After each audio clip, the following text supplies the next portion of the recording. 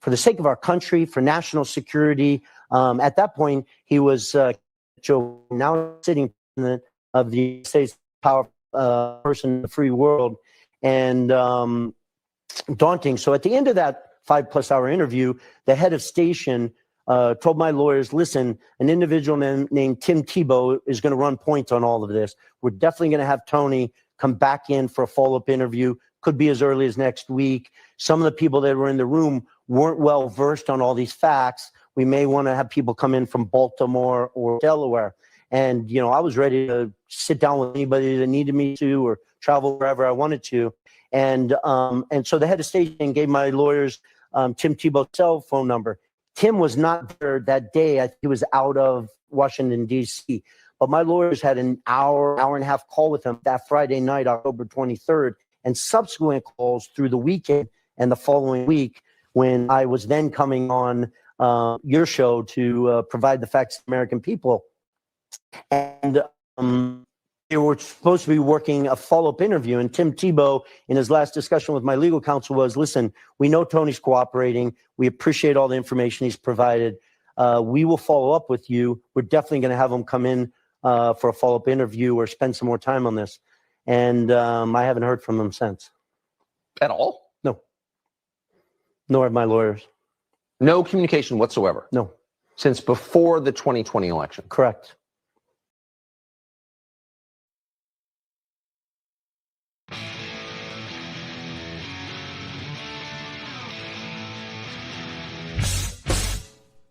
How much you wanna bet that I can get you back inside your head before the summer ends, and spread a little love just for a little fun? I'll make you come back to me before the rise of every sun. Baby, it's meant to be. I know you got a man, but he don't understand. You're gonna be a heartbreaker. You're such a love taker. So just suck me in and you can toss me like a cigarette. 'Cause I just wanna be a bad habit, yeah.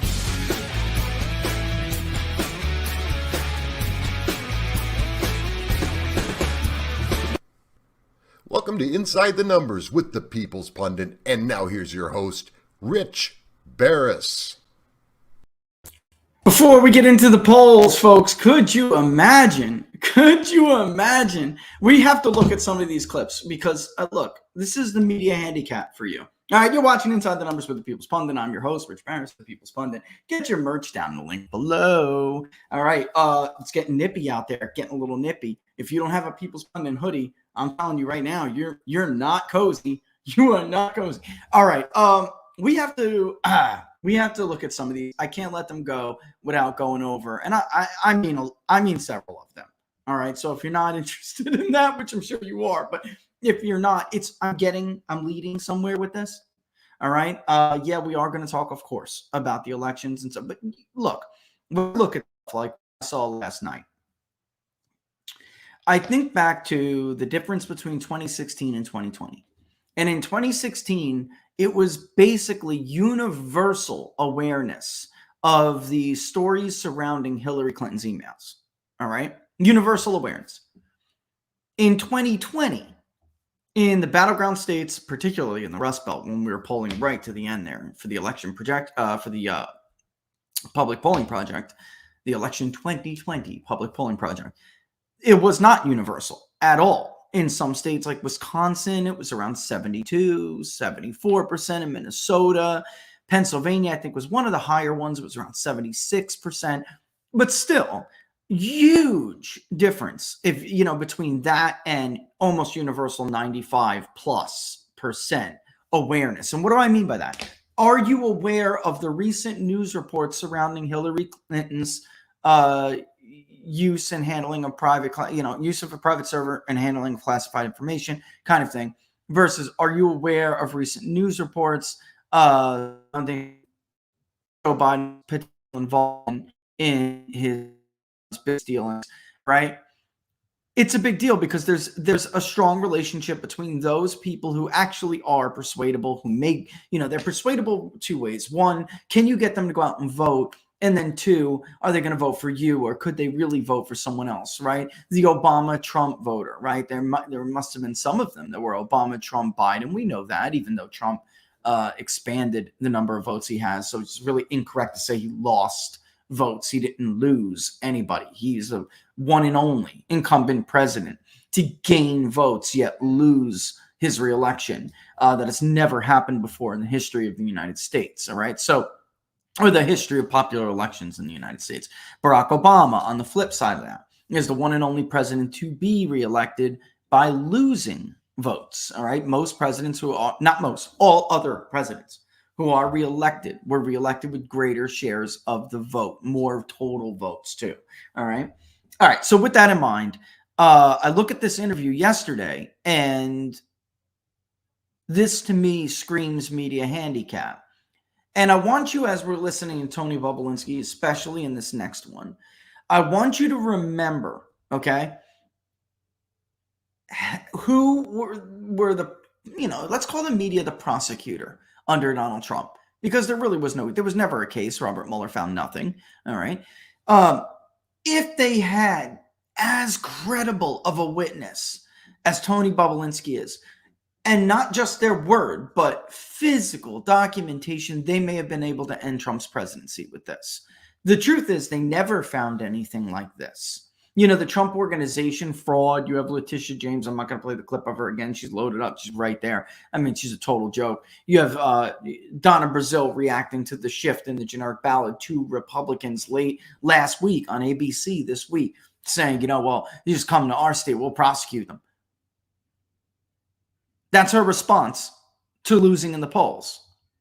So mark my words, if there was something this serious, they absolutely want to, and they may have Trump.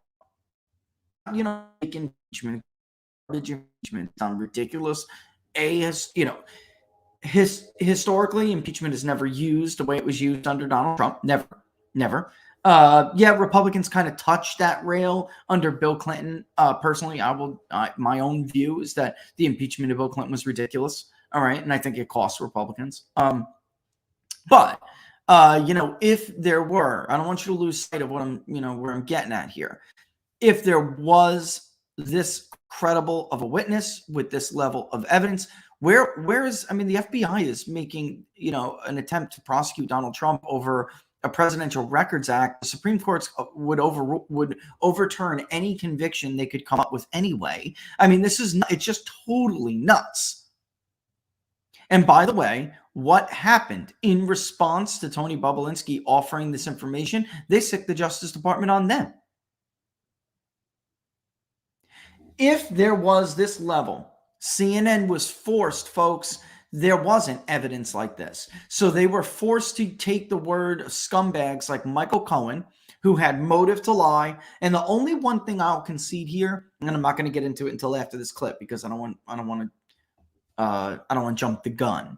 There is a motive for Tony Bobulinski, but it's negated by the physical evidence. The problem with Michael Cohen is that he never had any physical evidence, and he had all the motive in the world. For those of you who don't know, Michael Cohen truly believed he would be the chief of staff in the White House or play another prominent role. He was absolutely scorned when Donald Trump did not give him a job in his administration. And basically, after years of being a fixer for the Trump family, he was kind of cast aside, and Cohen was, the target of some of the investigators. So he was bitter over that. He felt like he was left exposed, whatever you want to call it. Then don't be a fixer. Don't be a scumbag lawyer. Don't put yourself in that position. I don't know what to tell you. You weren't qualified to be. You could have just stayed the fixer of the Trump family. If you protected them better, then maybe they wouldn't have had some ridiculous interactions the media could later exaggerate into something that was wrong, as if like speaking to a Russian was a federal crime all of a sudden, in and of itself an act of treason. Let's get into some of these video clips, and I want you to compare Tony Bobulinski, who the media is ignoring. He'll make an offer to Jake Tapper to sit down with him, and the media is ignoring them. Yet they propped up scumbags like Michael Avenatti and Michael Cohen without a single shred of evidence to support any of their accusations. All right. So it is very important. Let's take a look at that. Actually, I'm going to make you bigger here. All right. This is maybe one of the most important segments. And then we'll get into what I do think Tony Bobulinski's potential motive could be. But again, it's totally negated by the evidence that he presents to not only the FBI, he presented this to the FBI. You got to wonder why, folks, after almost 2.5 years, the FBI has done nothing. Nothing. Not on this, when it's black and white. I mean, this is cut and dry.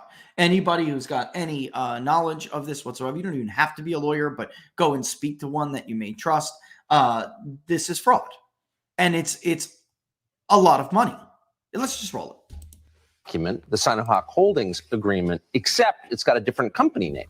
Yeah. What is this? So interesting. So that document is exactly the same document as Sinohawk Holdings LLC.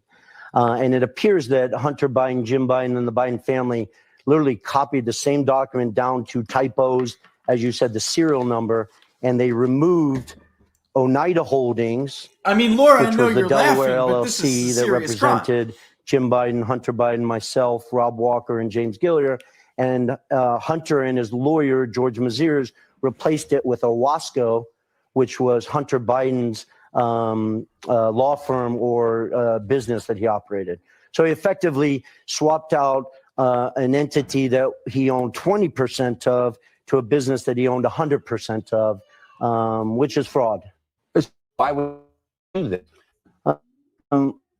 Out of detail, we don't, have I too much understand, time, but basically, at a high level in July 2017, the Chinese CFC had not funded the $10 million. I was extremely frustrated. The Bidens claimed or presented to be frustrated. I got calls from Jim Biden. He was ready to call the Chinese directly and say the Biden family's pulling out of a deal, all well documented in text messages, WhatsApp, and emails. And I didn't know this at the time, but apparently around that same time, Hunter Biden and his lawyers basically removed Oneida, put Owasco, his law firm, in that, and replaced that in that document, getting prepared to basically divert that money into BYZ Holdings. So they were shafting you without your knowledge, it sounds like. Yeah, it's called fraud. Yeah. This is, I don't see any other explanation for this, do you? I'm sure you can reach out to the Biden family and get comment from them. They're not but returning our calls right now. Okay, so this alone seems to me enough to spur a criminal investigation by the FBI into what apparently is fraud. Yeah. So, I mean, so of course it is. So I don't know what else to say. Of course it is. It is this. Somebody who does, measures public opinion for a living, you can't have legitimate, you can't have legitimate folks. What's the word I'm looking for?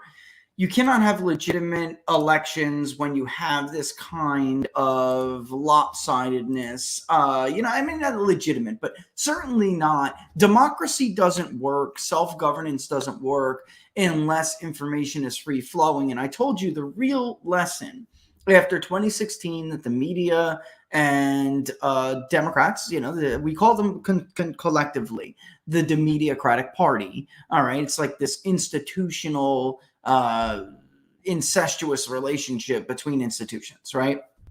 And they're all on the same side. They all bat for the same team. And so they learned not in 2016 that their problem, that their mistake was that they didn't listen to the legitimate grievances of voters who had been voting for them for a law. Because understand, they didn't marginalize voters who, just came out of nowhere, or maybe their voters stayed home. That's not what happened in 2016. In 2016, what happened is that, millions of people who voted for Barack Obama changed their mind and listened to Donald Trump and said, they are screwing us. They did make our lives worse. They are ignoring our problems. They are marginalizing us instead of addressing our grievances. That's not they didn't acknowledge that. And instead, what they chose to acknowledge was, damn, with WikiLeaks and all of these other entities and these people, the rise of new media and the rise of social media personalities, what we really didn't do right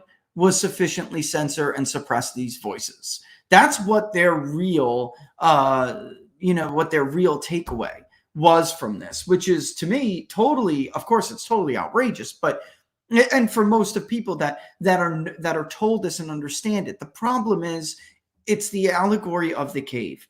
It's Aristotle's allegory of, allegory of the cave. You're not really seeing, you're just meant to look at the wall and the shadows on the wall. And you think that that's all there is, just the shadows that you see on the wall, because you don't know behind you, somebody is using the fire to cast the shadows and distract you. They don't want you to turn around and look and see what's really behind you. What is causing the shadows? The shadows are distractions. What is really happening behind you is what matters. It is textbook allegory of the cave, only it's fast forwarded a few thousand years into the age of tech and information. And the New York Post was made to be, I don't know who would be fair to compare them to, but they were made to be right-winged. Actually, someone recently gave me a great example. They put them in the right-wing ghetto. This is just nonsense and misinformation. When, folks, it could have been easily, actually, before we get into that, let's play another one, but it could have been easily verified that the New York Post reporting, which was backed up by solid sources and documentation and the metadata that everybody makes, he's got the metadata. The New York Post had the metadata. Facebook could have easily been given the metadata. Twitter could have easily been given the metadata. Nobody picked up the phone and made these calls. Just like, because I'm a better forecaster than a certain you-know-who, just like they never picked up the phone to ask to review my work. They just decided, no, he's going in the right-wing ghetto. And we're gonna attack his credibility instead of the track record or the veracity of the claims being made. Because I'm telling you, if they can do this to the New York Post, the next jump here will be pollsters they disagree with. Robert Cahaley from Trafalgar, you see what happened to him yesterday when he released the New Hampshire poll?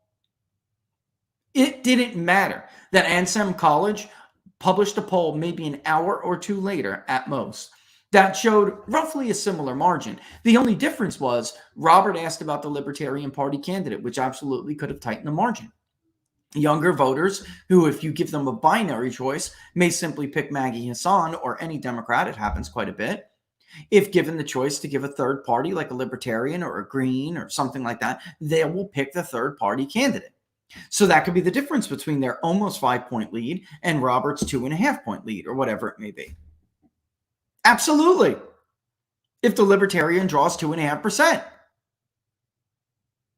Soon, they won't like that. It won't matter that Anselm College is the one who polled incorrectly. They polled a race that doesn't exist because he'll be labeled as misinformation, and that will be suppressed. It may even get to the point of banning, like they did to the New York Post. Look, folks, they locked the second largest newspaper out of their social media accounts to make sure that they couldn't publish follow-up stories to what was clearly a bombshell. You cannot conduct elections like this. All right? You just can't. Let's go to the next one.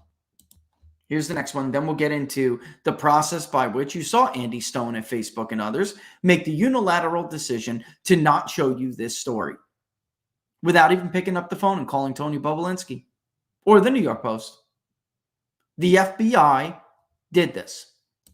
Did Hunter expect to make from his business dealings with the Chinese? Yeah, so not only Hunter, I wasn't interested. They had to work on me for years to sort of, come off the bench and get involved here in the spring. Okay, understand when they diverted the $10 million, all right, at least 5+, we know that from bank statements. They used Tony Bobulinski's contacts to get them to release that money.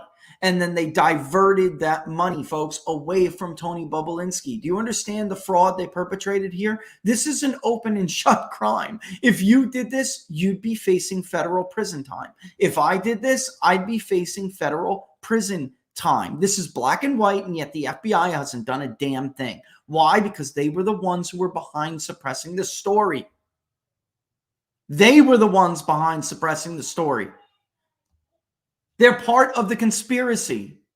It's not even a conspiracy. It's conspiracy as you know the term under law, not as you know the term from the New York Times, who just again look like a bunch of total fools by calling a story about elections conspiracy theory and then having to print a story that debunks their own work. In the spring of 2017, I expected CIA was going to deploy billions of dollars through Hall, and I was focused on taking those billions of dollars and making a return on it. And I expected to make hundreds of millions of dollars. I think the Bidens probably thought they were going to make billions of dollars. How much do you think Hunter, in the end, got from diverting this money? Do you think he received the money? So he definitely received the money. I mean, the bank statements have been made public. You know, he received over $5 million, and then I think an incremental $1 million in a legal consulting fee to represent Patrick Ho, which is a story in itself. So this seems very cut and dried. Black and white. Black and white. Seems very cut and dry, black and white, because it is. It's just as totally black and white. You don't need to be a lawyer to see that.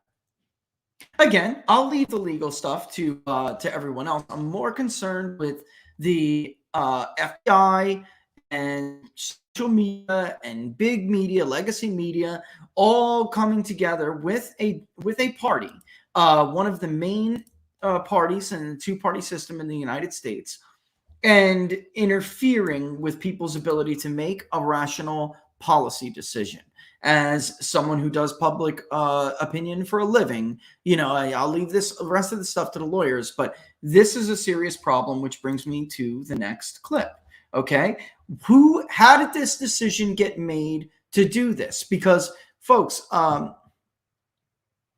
we are not in the first period or era or epoch ever in American history when media, you know, obviously pushed a political party. It's just that this is the first where they pretend to be impartial about it. And this is certainly the first where we have what are called, by the way, I don't. In the People's Pundit low up, we've Miss Empire, Jack Snyder.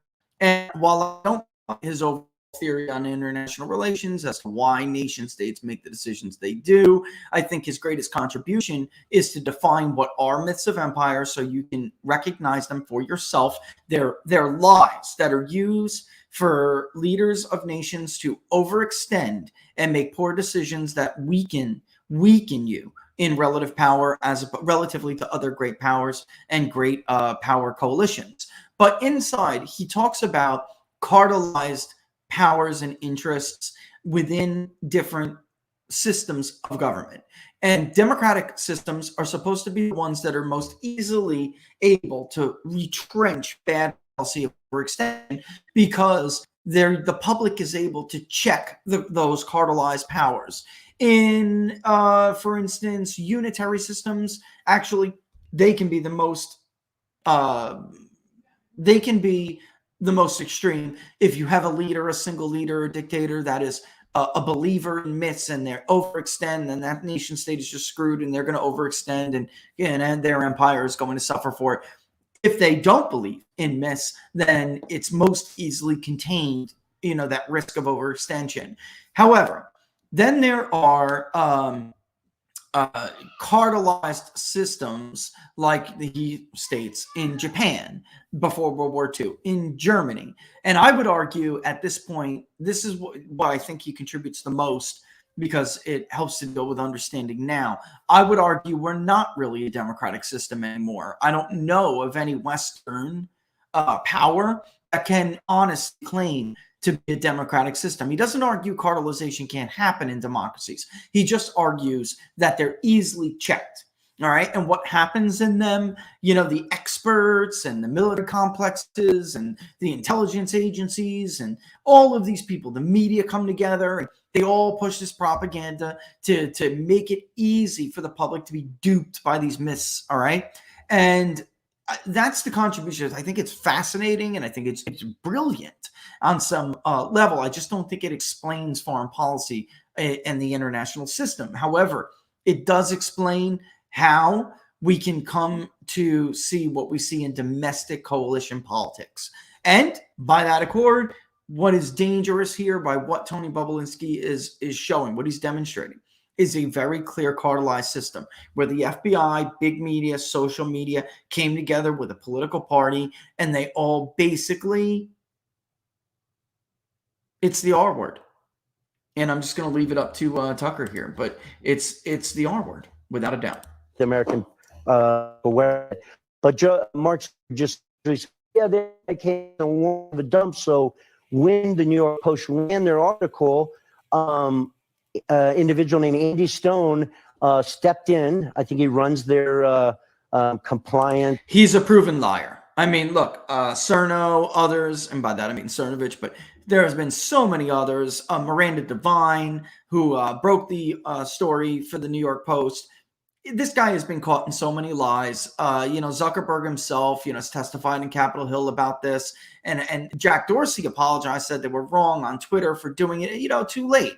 The fact is, the fact pattern is very clear. They absolutely colluded as, you know, 3-4 large entities by, I mean, the federal law enforcement institution in this country, the largest one, the main one, along with big media from Andy Stone, who works at Facebook, to Jack Dorsey, obviously the former CEO of Twitter, to the media, to big media across the board outside of Tucker Carlson, because even half of Fox News wanted to basically accuse Tucker Carlson of pushing propaganda. It's just totally outrageous. Russian propaganda, all for the benefit of the fourth leg in all of this, which is, of course, the Democratic Party. All right, so let's just continue.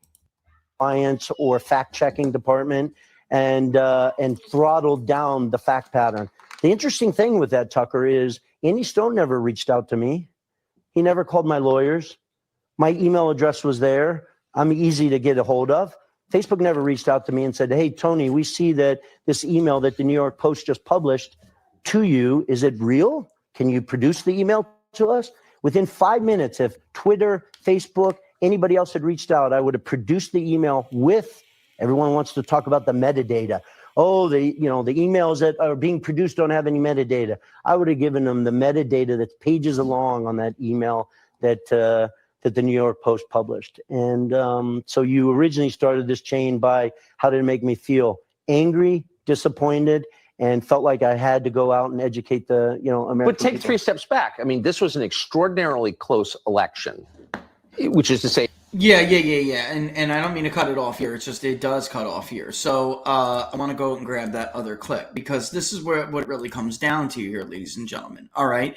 If you're talking about how much this election was decided by, and the percentage of people who told us they were unaware of these reports, and then some of them just flatly duped. What if it's more than just being unaware? Flatly duped that this story was a legitimate story. I mean, the fact of the matter is, let's get it. Let's run it from the other side, and then you'll know what I'm talking about here. And somehow I clicked off it, but give me a second.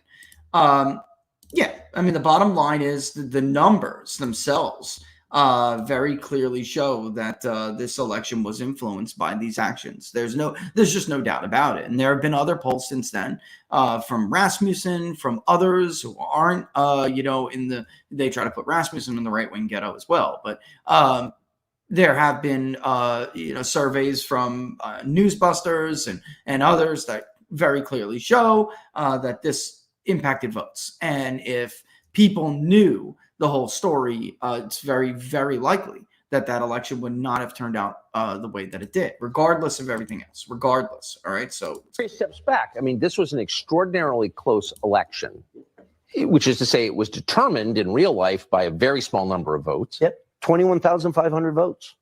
I don't think your audience, which is a large one, probably understands or is really thinking about it today. But if you go back, you just look at the maps here, because when he says 21,500, what he means is it's more than that. The margins are more if you consider the 3 states, Arizona, Georgia, Wisconsin.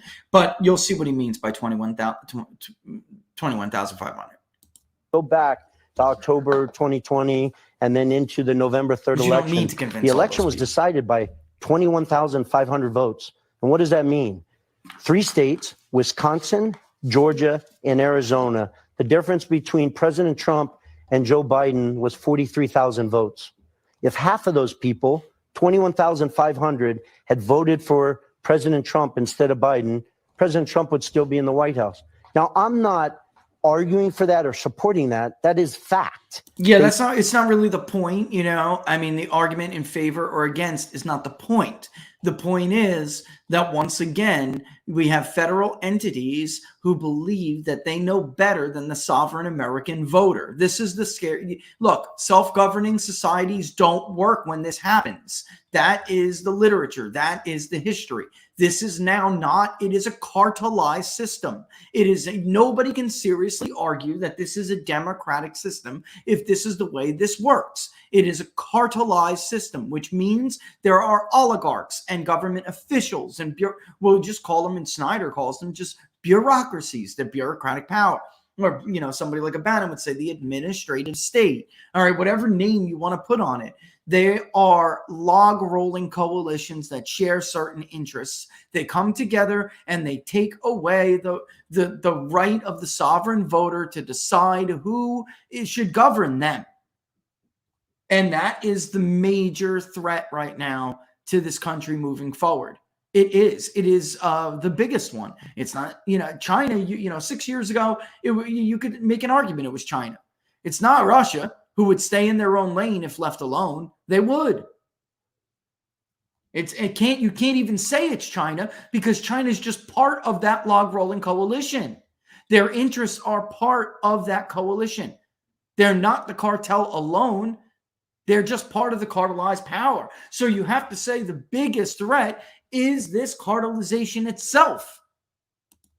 Based on what was recorded in actual votes. So that election was decided by 21,500 votes in the backdrop of a story that is the most suppressed story in the history of a U.S. presidential election. So if we now know that story was suppressed by a federal agency, the FBI, our biggest law enforcement agency, then how did the FBI not affect the election outcome? It sounds like the election was, I'll just say it, rigged in part by the FBI. It was.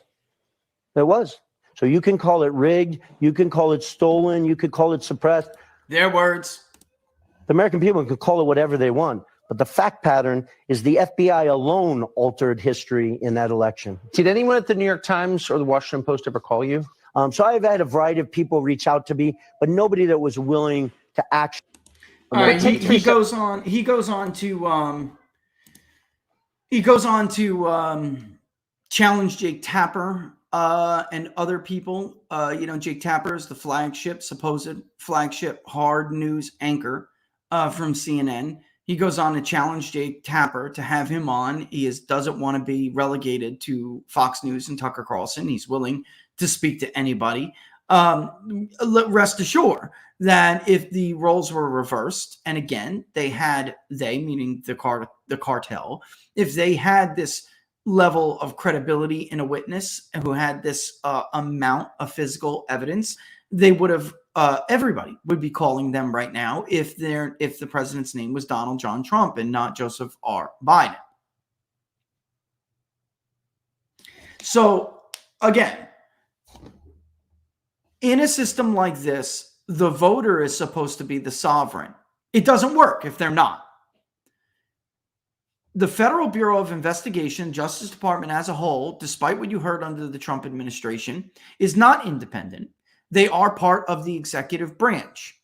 The president is the boss of the executive branch. The fact that you get to vote for president is your say in how these bureaucracies act, how they are managed, the direction they take, the policies they pursue, et cetera, et cetera, et cetera. It's your only check on what is essentially the largest employer in the country to the tune of millions and millions and millions strong in force. And yet, the executive branch they're rogue. Areas of the executive branch acted in a manner to overthrow their boss.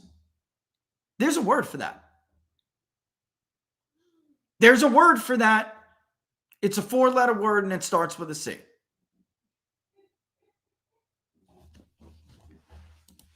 When it comes to public opinion, why do people like me even do this?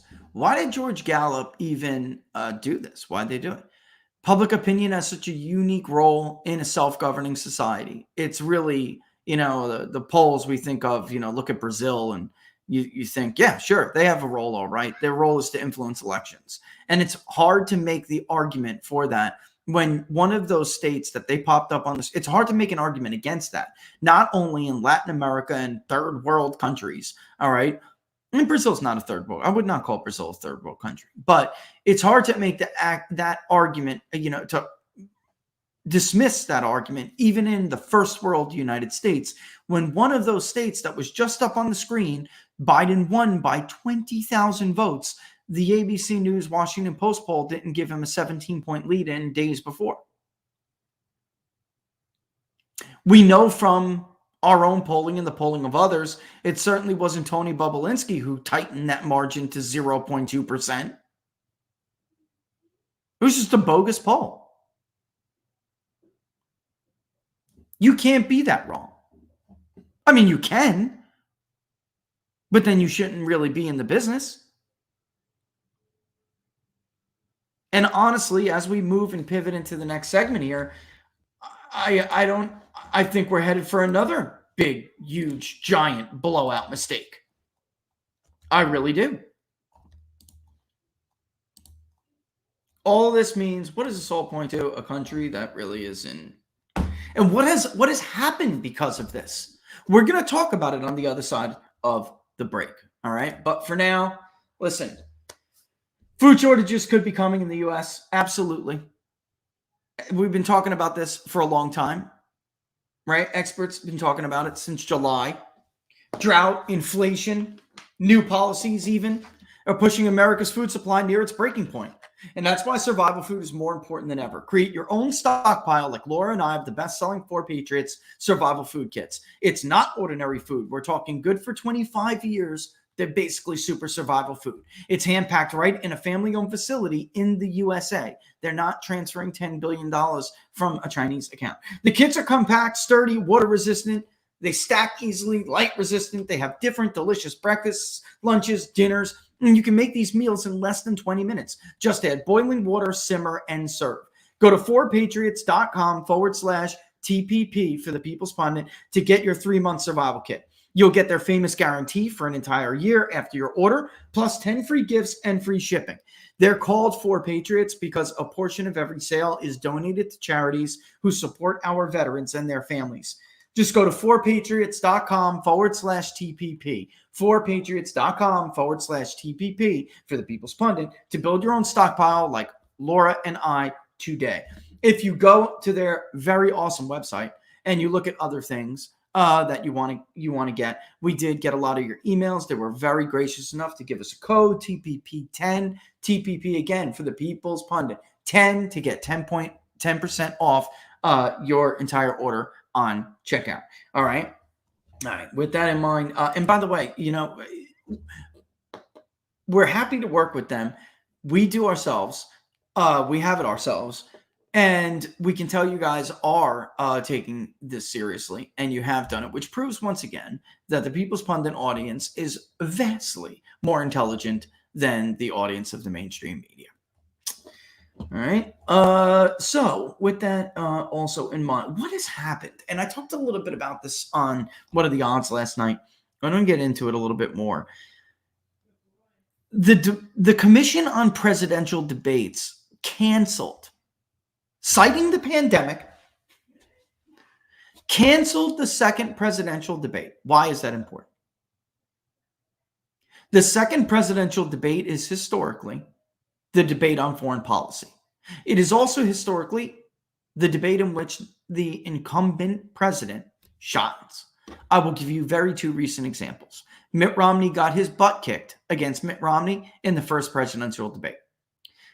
But he is not the president. And moving into the foreign policy sphere, he suffered. He faltered. George W. And by the way, Barack Obama regained his footing, went on to win the town hall debate, and that was it. It was all lights out from there.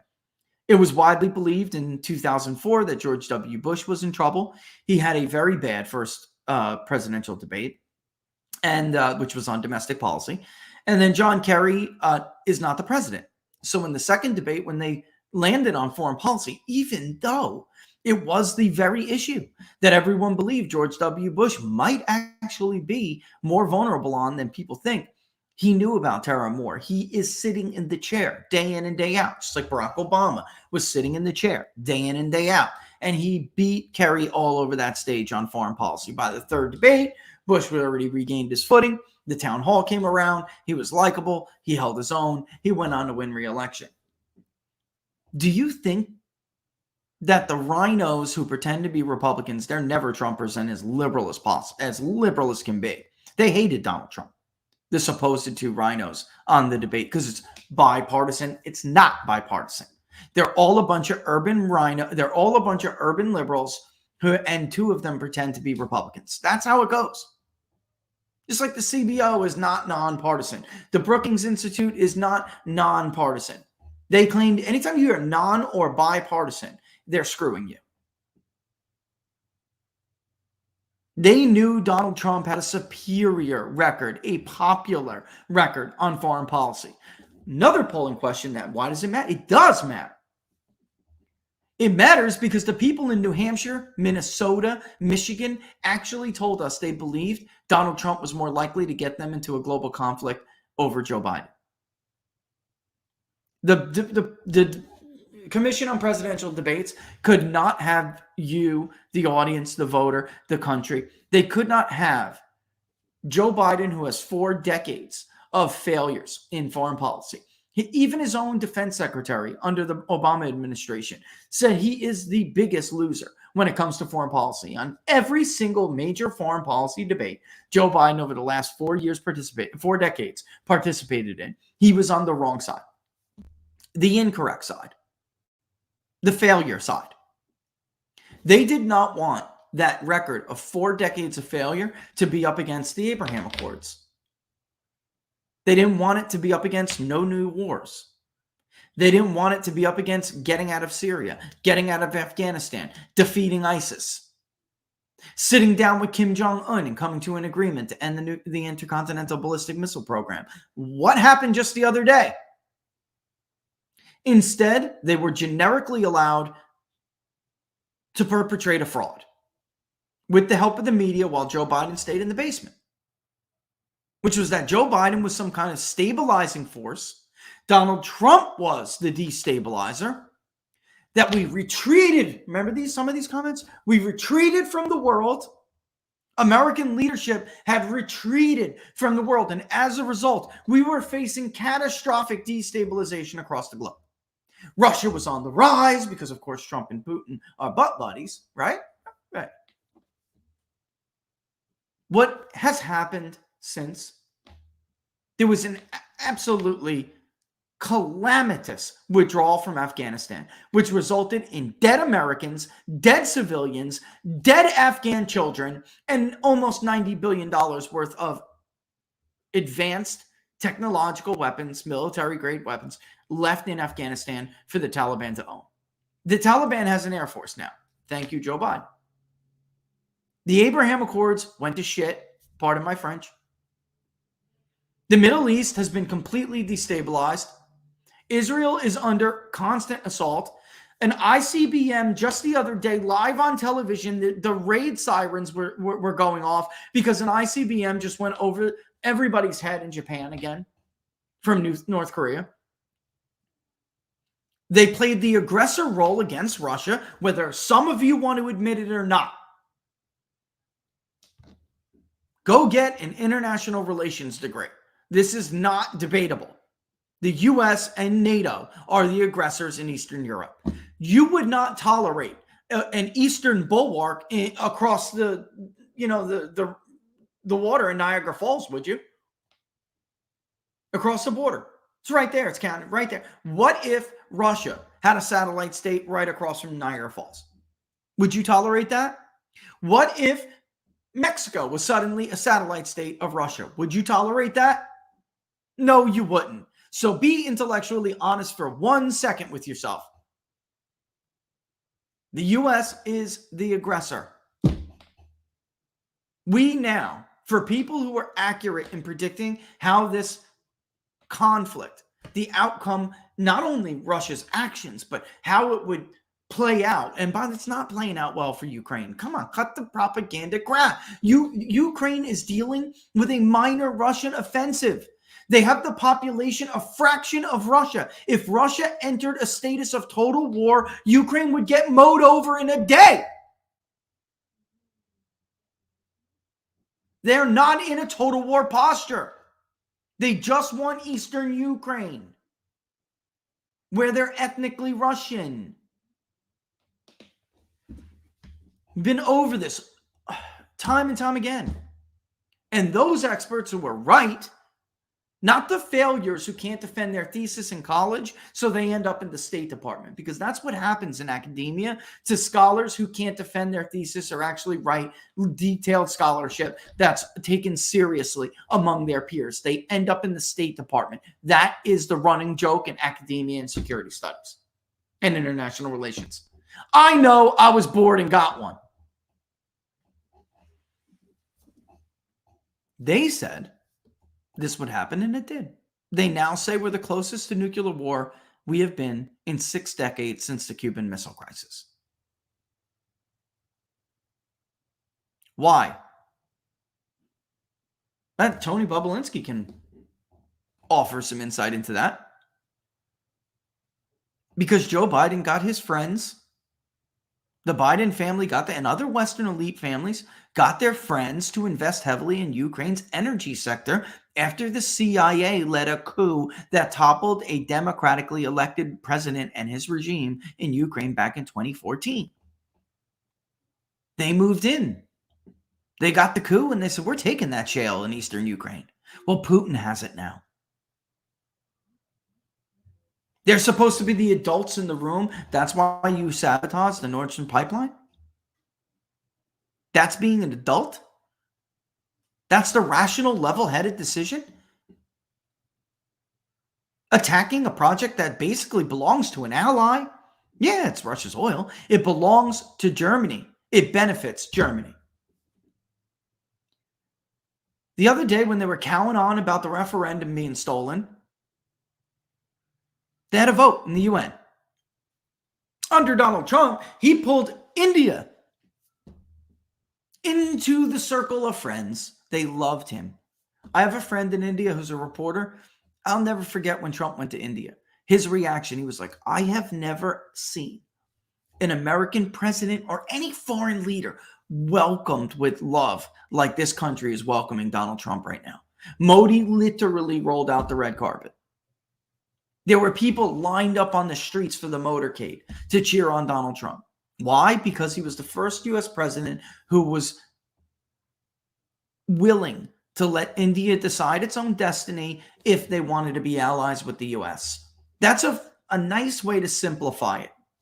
It's more complicated than that, but anytime there was another olive branch extended to India, it always came with strings attached that they couldn't live with. And it's not a matter of, it's always going to come with strings, but strings that they felt were making them a satellite state of the United States. We're a puppet. And they didn't want to do that. They are not monolithic. India has 2 large faiths, a ton of different groups of people. You have to let them play it out their own way. Donald Trump recognized, that's why him and Modi were so close. He recognized that you're India and you have a right to determine your own existence And you have a right to do what's best in the interest of India, because that is what another leader should expect out of another leader. This come together, hold hands, and sing Kumbaya is a load of bull crap. It's not how the real world works, and it's often just used to hide your real interests, which is basically so Western leaders can rape and pillage your economy in your country. That's what you get for being an ally of the US. Unless, of course, you're Anglo and Western European, then you get the luxury of bandwagoning off our power for nothing. This current conflict is an attempt to put Ukraine in that pot. Not because they really don't look down on them, they do. But because they put so much money and they want the return on that investment. They want the agricultural industry. They want the energy industry. And because it's so lopsided in that country, it's all in the East.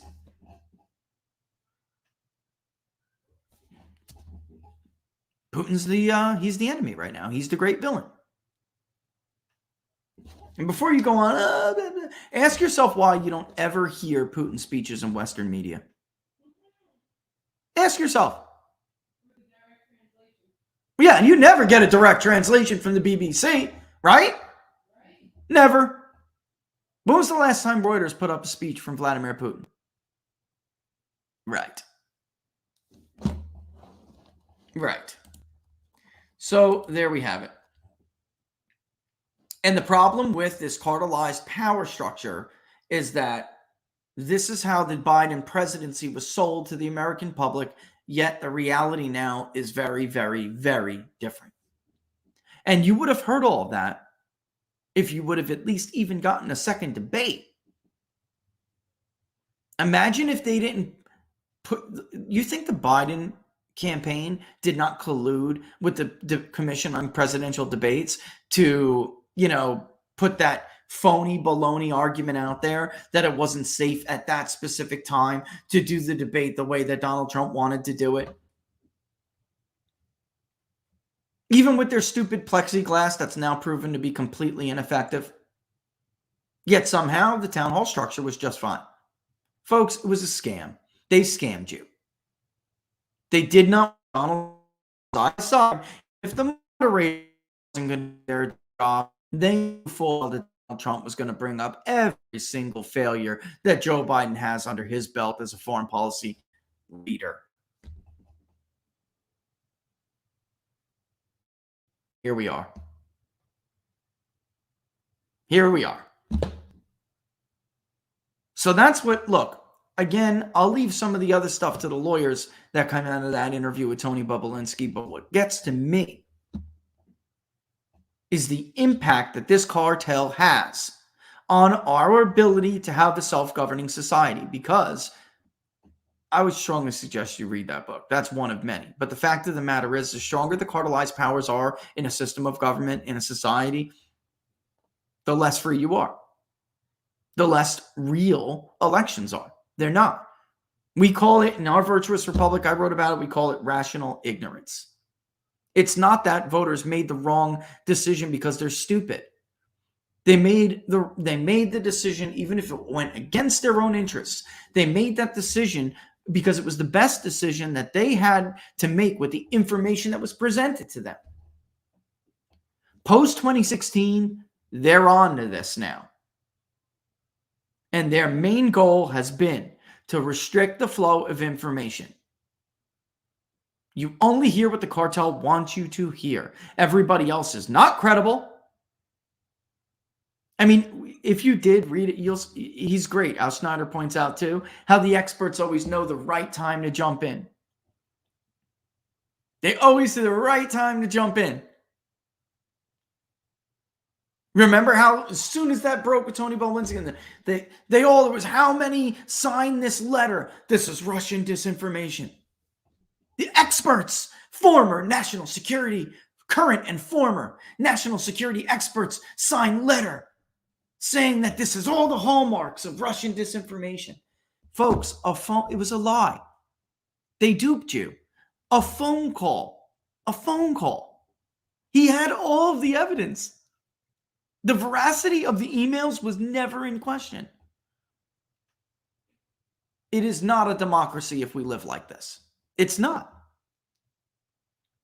This is very much like the Third Reich. We're living in a system of government that most closely resembles the Third Reich. Yes, there are voting. The voting does take place. But it doesn't matter because the cartel is controlling the parameters of the vote. The parameters of the discussion around the vote. Hitler was elected by popular support, ladies and gentlemen. He didn't rig an election. Not like, at the ballot box. He didn't steal anything with ballots. He was supported by the German people based on the information that they had at the time. Because that's what the cartel wanted them to hear. And when I say cartel, don't think about, drug running cartels. Although they can be part of a cartelized coalition. Or the coalitions in a cartelized system. The Banana Republic, Jay, whatever you want to call it. I just saw that in the corner of my eye. But whatever it is not democracy. It is not a republic. Not at all. And in fact, when our founders designed this, great constitution to be what it is, this is what they were trying to guard against. You could hear it in the works of Jefferson and Adams. And, we cannot have our Senate turn into an auction. And that is an auction of interest. And that is what has happened here.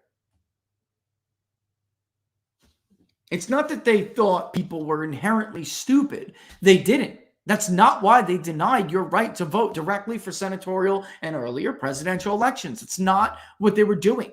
They knew you were busy. They knew there were powers out there with sinister motives who would attempt to buy you off or to trick you and confuse you. So they put it in the hands of people who their job was to identify. And guess what? You elected those people. They were in your neighborhoods. You could look them in the eye. You could shake their hand. And if they weren't doing their job right, you got to remove them. They got to remove the others, a senator. And if they didn't, then you removed them. This is how this was supposed to work. Instead, it is devolved. How did we get the 16th, 17th Amendments? It was a log rolling coalition. That's the start of rent seekers running amok, which is a fancy word for special interests. And they always trick you into thinking that it's really to empower you. This is all for you. So we'll add that to the list of scams that dictated the 2020 election. Decency, level-headedness, the adults in the room. Shut down the pandemic, not the economy. Please. Ratcliffe was right. By the way, I can't go through this without criticizing Donald Trump. They knew a lot about this. Ratcliffe was right, and Trump was wrong to listen to his son-in-law. Ratcliffe said, dump it all. Dump it all. The media can't ignore you dumping all of this stuff in the public's lap. And it wouldn't matter anyway because they'll find it like they found WikiLeaks. Despite Chris Cuomo telling you it was illegal for you to look at WikiLeaks. That's a cartelized system, ladies and gentlemen. That's not a democracy. That is a cartelized system. But the golden son-in-law made the case that you don't cross lines like this. You don't tell the American public about gross corruption. What? And the next time you hear Fat Bill Barr open his mouth, remember he had all of this. His FBI had all of this. knew about it all. The FBI was a key player here. This was a conspiracy to defraud the American public, and the FBI was a central figure. They couldn't have done it without them.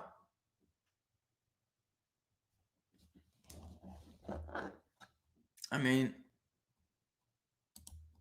I'm telling you, you got to join the book club, guys.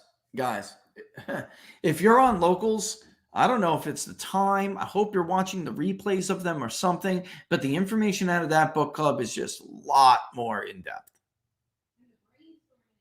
The brainstorming, the conversation afterwards, you'll get a lot out of it. If you're a supporter on Locals, all right, which you have to be to join the book club, but the book club is, believe me, I know the numbers. There are a lot more supporters than there are people who come to that book club.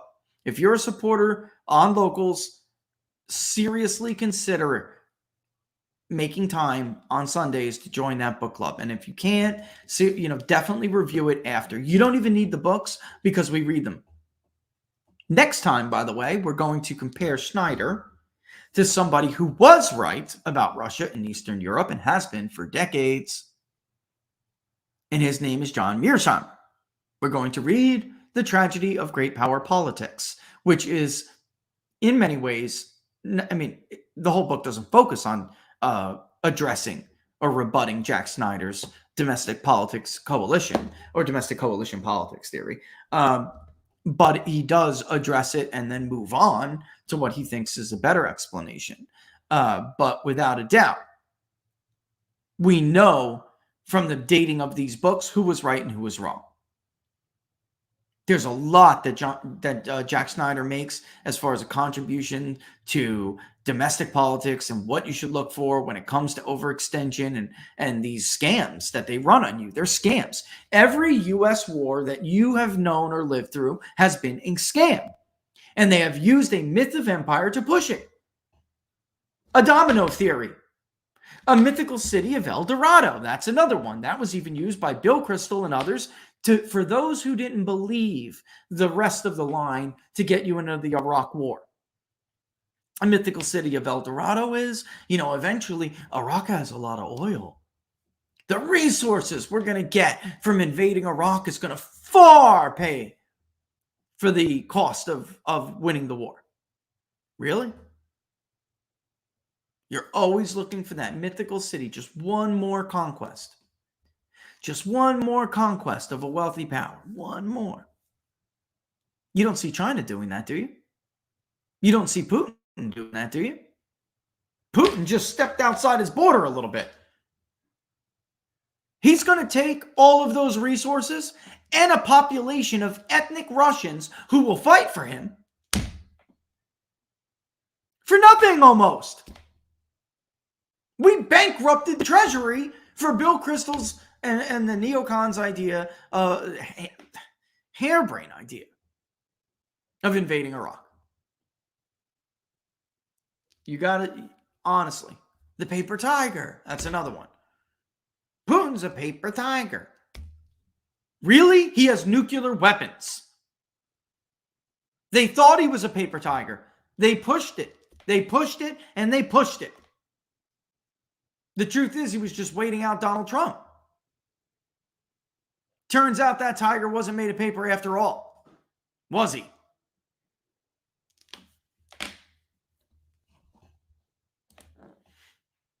And what did we get out of it?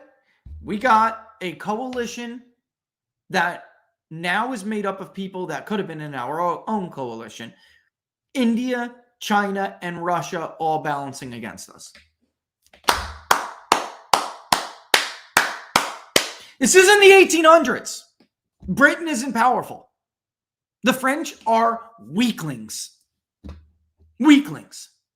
The Italians want nothing to do with them. Obviously. Hell, almost half of Britain wants nothing to do with their own damn system. We have backed ourselves into a corner. We have nobody. Nobody. Is Australia going to send us 5 pilots?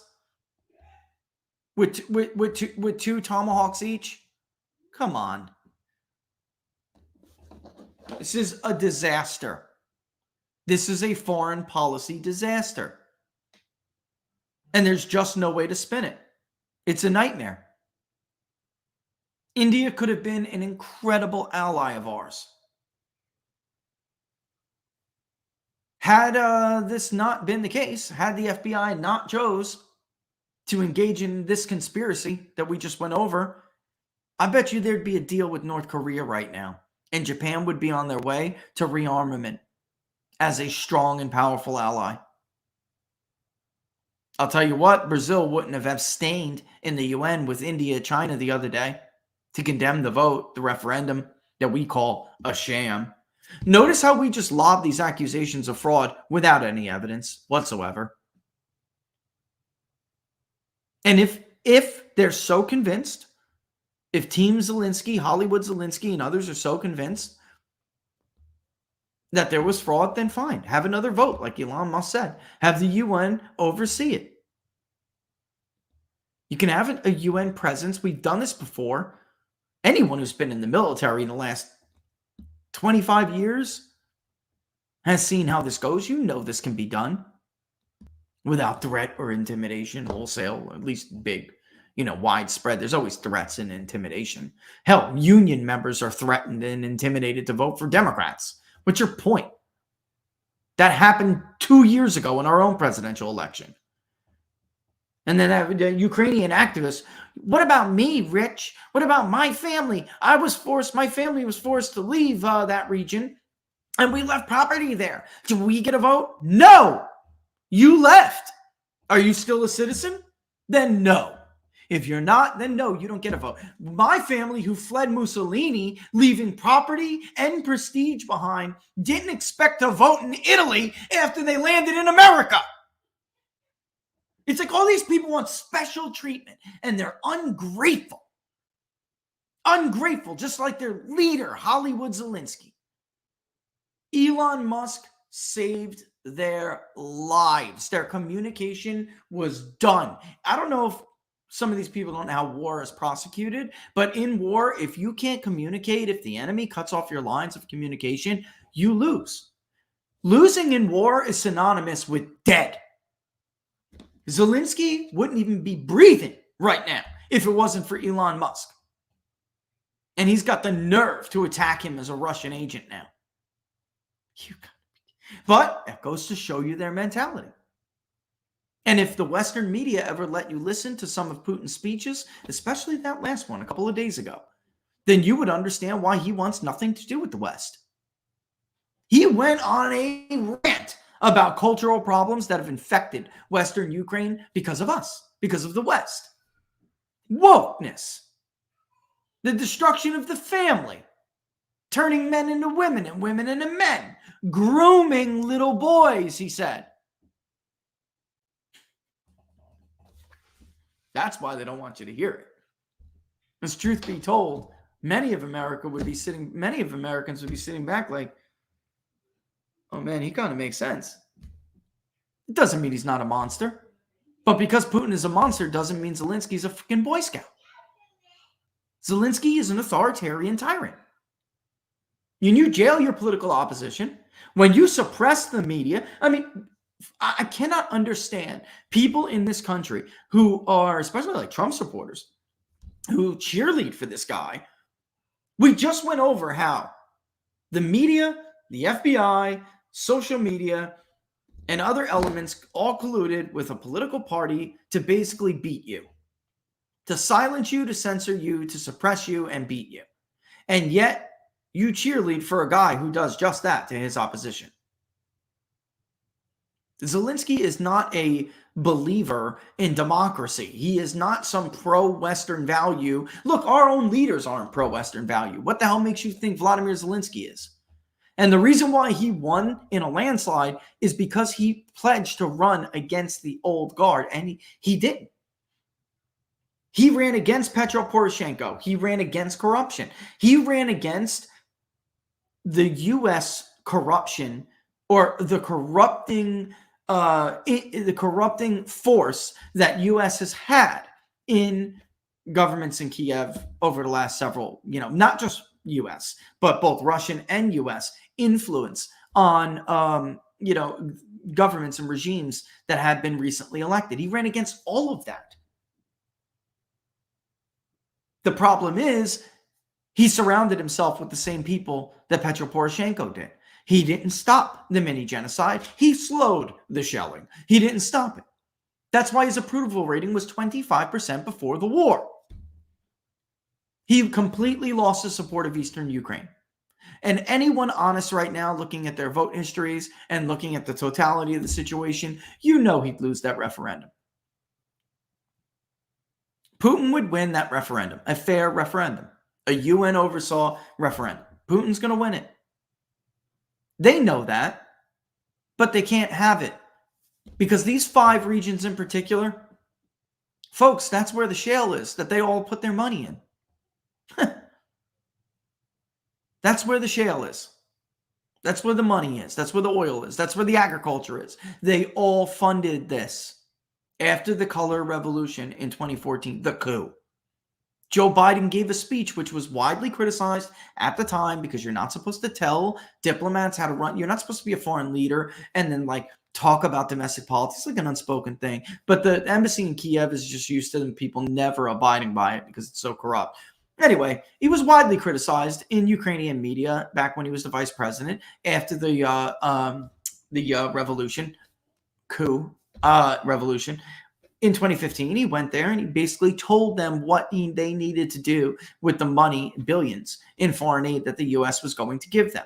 This is the companies that you're going to put the money in. This is what sector you need to put this money behind. They did this. And by the way, you may or may not be surprised to learn that all of those sectors are basically comprised of companies that they all have an interest in. Isn't that funny? It's a direct financial interest.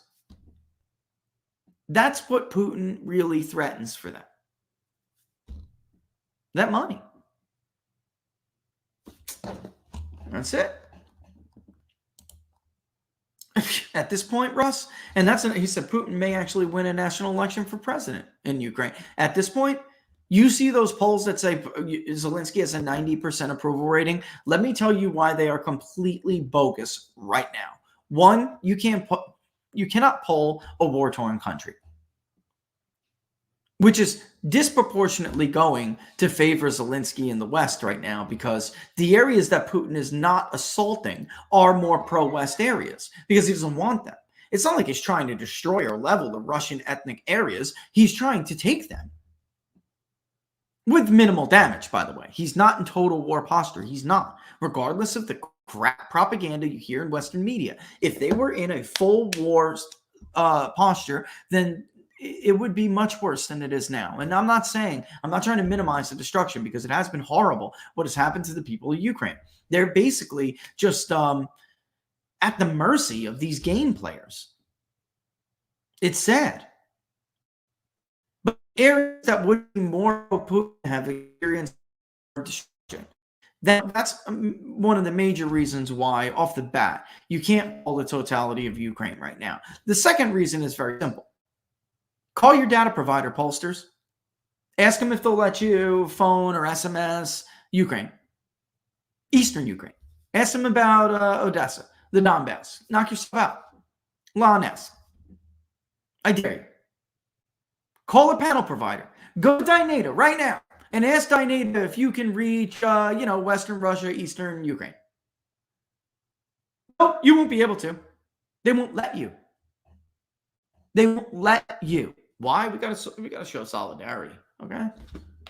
We gotta show solidarity. You want to poll Kiev? Knock yourself out. Pollfish, SurveyMonkey, all of these people basically ban the polling of Eastern Ukraine. So, of course, when you poll people in Kiev, you're going to get numbers like 90%. Unbelievable. Unbelievable. Western media is probably not the most reliable source of information when it comes to this stuff, guys. Were they in Iraq?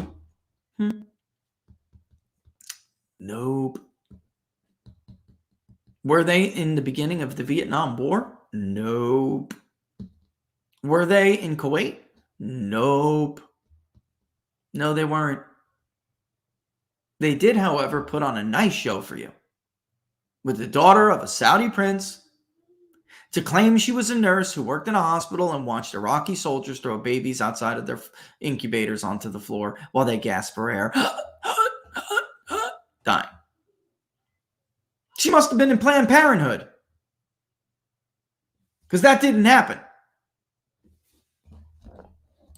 This has got to stop. It says got to stop. You know, I would trust people who are in the Donbass to conduct surveys like that more than I would any entity that is in the outside. I really would. At this point, in some of those areas, you may have to go on foot like old George Gallup to get that done. You just can't do that at this time. It's not going to be very accurate. But it went for Russia because, of course, it's absolutely going to go for Russia. He's going to win that vote. And they know it, which is why Zelensky attacked Elon Musk and applied for NATO membership. The dumbest thing that the United States and NATO can do is let Ukraine into NATO. That would be the stupidest decision we have made in a very long time, and that includes the Iraq War.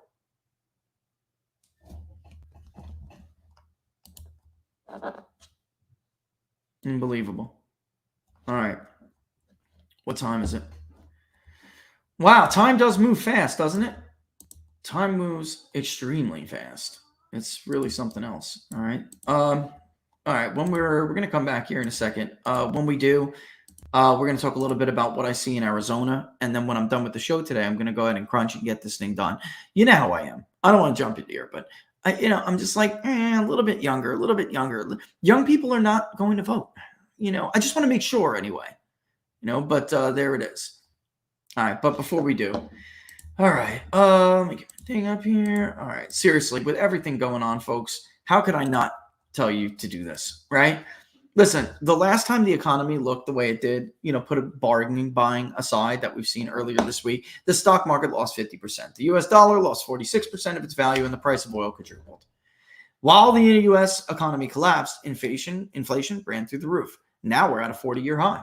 The price of gold shot up 1,300%. Silver rocketed 2,400%. Didn't miss it myself, but, I didn't miss it totally myself. But Laura's about to jump on right now. I have no doubt and tell you how she was like, gold now, gold now. I was just a little distracted. Didn't do it. And I didn't do it right away, so I missed out on the run.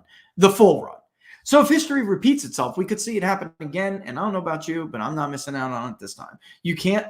Can you afford to miss that? Like the biggest silver and gold boom, perhaps of our generation.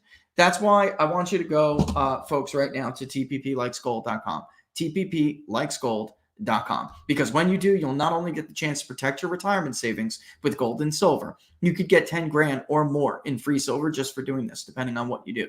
This is a rare opportunity, so don't miss what could be your best opportunity to protect your retirement savings. Again, tpplikesgold.com, tpplikesgold.com. All right, great guys at Gold Coat, been around, they got the free kit. Go ahead, sign up, and if you're not diversified, diversification, there's parts of me that miss my financial days. There really are. I used to love it. I just don't there's nobody I could literally work for because of the way that industry is set up. Layman's going to crash. So what does Edward Jones try to get you to do? Drop 50 blocks of layman on the market. It's just, I don't know how I could have done that forever. But I do very much love it. The science of it, I guess. What would you say, Laura? The math. Yeah. And right. Politics Crime, UK, said, if Putin wanted to flatten Kiev, he could have done it already, without a doubt. I can't believe, honestly, that we have people who seriously entertain this idea that the Ukrainians are actually winning this war, and that Putin is fighting as hard as he could. That's crazy. He's trying to do minimal damage. Anyone who's listening to the other side of the story, you would have saw how this kind of worked out. Putin went in lighter than he was told to. All right. And then people were mad. And it's honestly more honest if you watch the criticisms in Russian media and Eastern Europe's media, because they did criticize. They were like, look, you know what? You should just flatten. He didn't want to. He didn't want to flatten. He was like, look, we have to govern these people after we take this area. We have to govern them. So I don't want to do what the Ukrainian army has been doing to them if I don't have to. Now, have there been atrocities committed? It's a freaking war. This idea that there aren't atrocities during war. Do I have to put the images up again? The handiwork of the Ukrainian army? Somebody refresh my memory, but I don't know of Putin calling for the celebration one day of the year of the burning alive of Western Ukrainians and calling it Candle Day.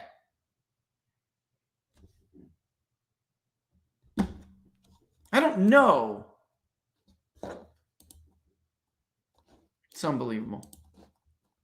Well, Scott Adams may know something about persuasion, but he knows nothing about war.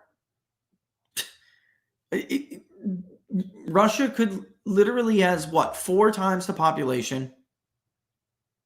The U.S., the problem with this idea, well, the U.S. is just arming the Ukrainians. That's how they're able to compete.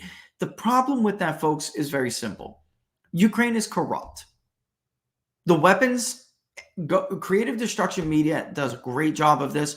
L. Todd Wood knows more about that region than anyone I know. He's on Tucker Carlson to talk about it quite a bit. There have been skims that you haven't even heard about in Western media. They send over a shipment of stingers, 70% get there if you're lucky.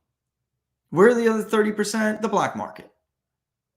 Humanitarian aid has been used as blackmail, basically. It's a corrupt country. So no matter how much we pump into them, they're never going to get the dollar for dollar benefit. And the people will suffer. In the end, despite Dilbert and everybody else and Max Boot, the bottom line is this is only going to end one way. The only question is very much what Elon Musk asks. How many people are we going to watch die before we just come to this natural conclusion? Okay? It's a slush fund. Adam Schiff, top honcho Democrat in the House of Representatives. Ladies and gentlemen, he has been bankrolled by Ukrainian arms dealers for years. He's been rubbing elbows with them at fundraisers for years. This is a scam. It's sad, man. It's honestly, it's sad. It's sad. Well, I got to ask Laura for something real quick.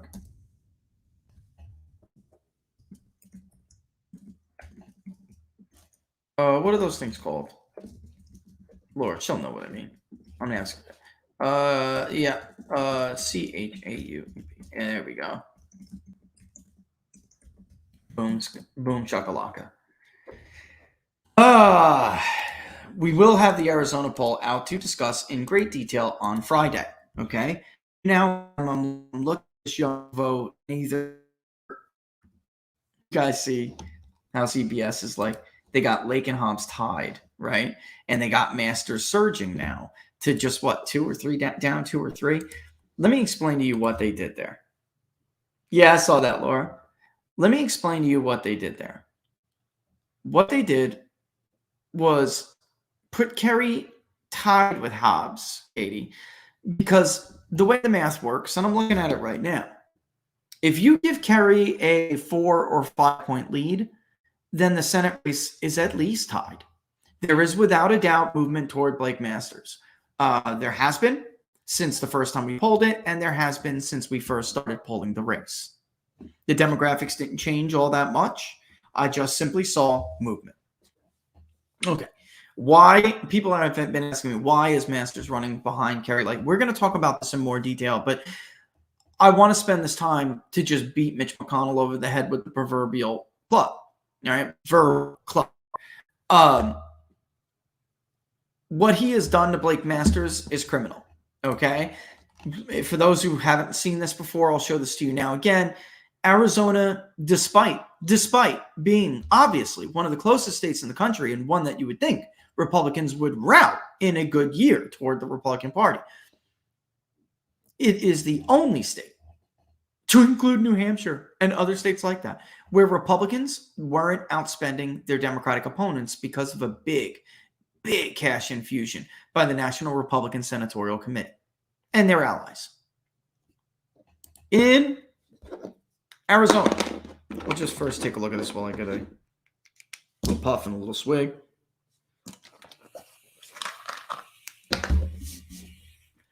This is total GOP spend.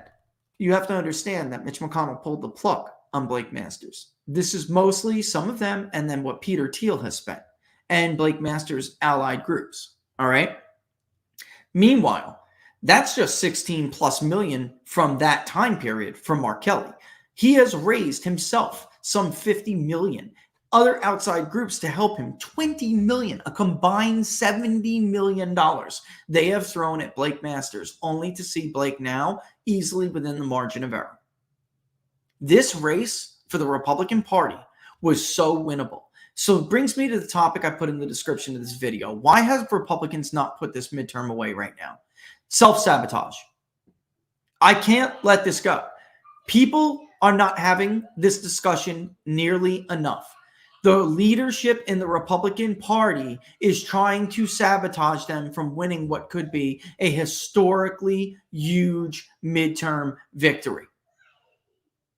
In the House, in the Senate especially. Kevin McCarthy at least tries to walk the line. Some of his lieutenants do get along with Donald Trump, so that's a problem for him.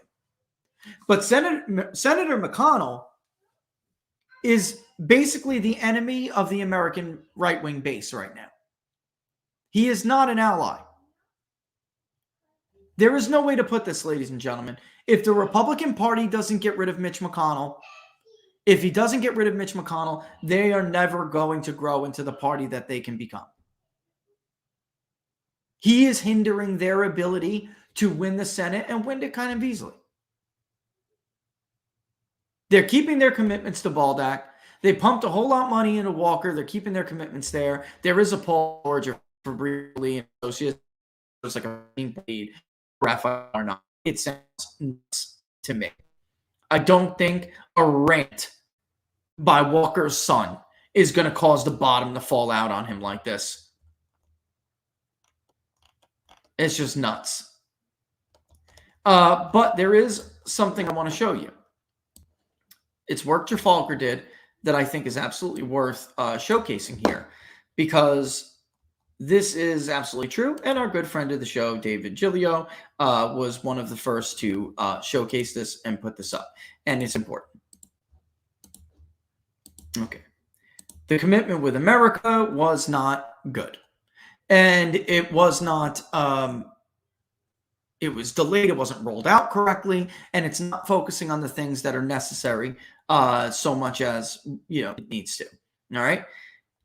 McCarthy's speech, the Trafalgar Group asked, in his commitment to America speech, do you believe Republican leader of the U.S. House of Representatives, Kevin McCarthy, made a strong enough case as to why Republicans should earn support in the 2022 midterm elections? Yes, 33.9, no, 49.8, not sure, 16.2, because they probably don't even know what they're talking about.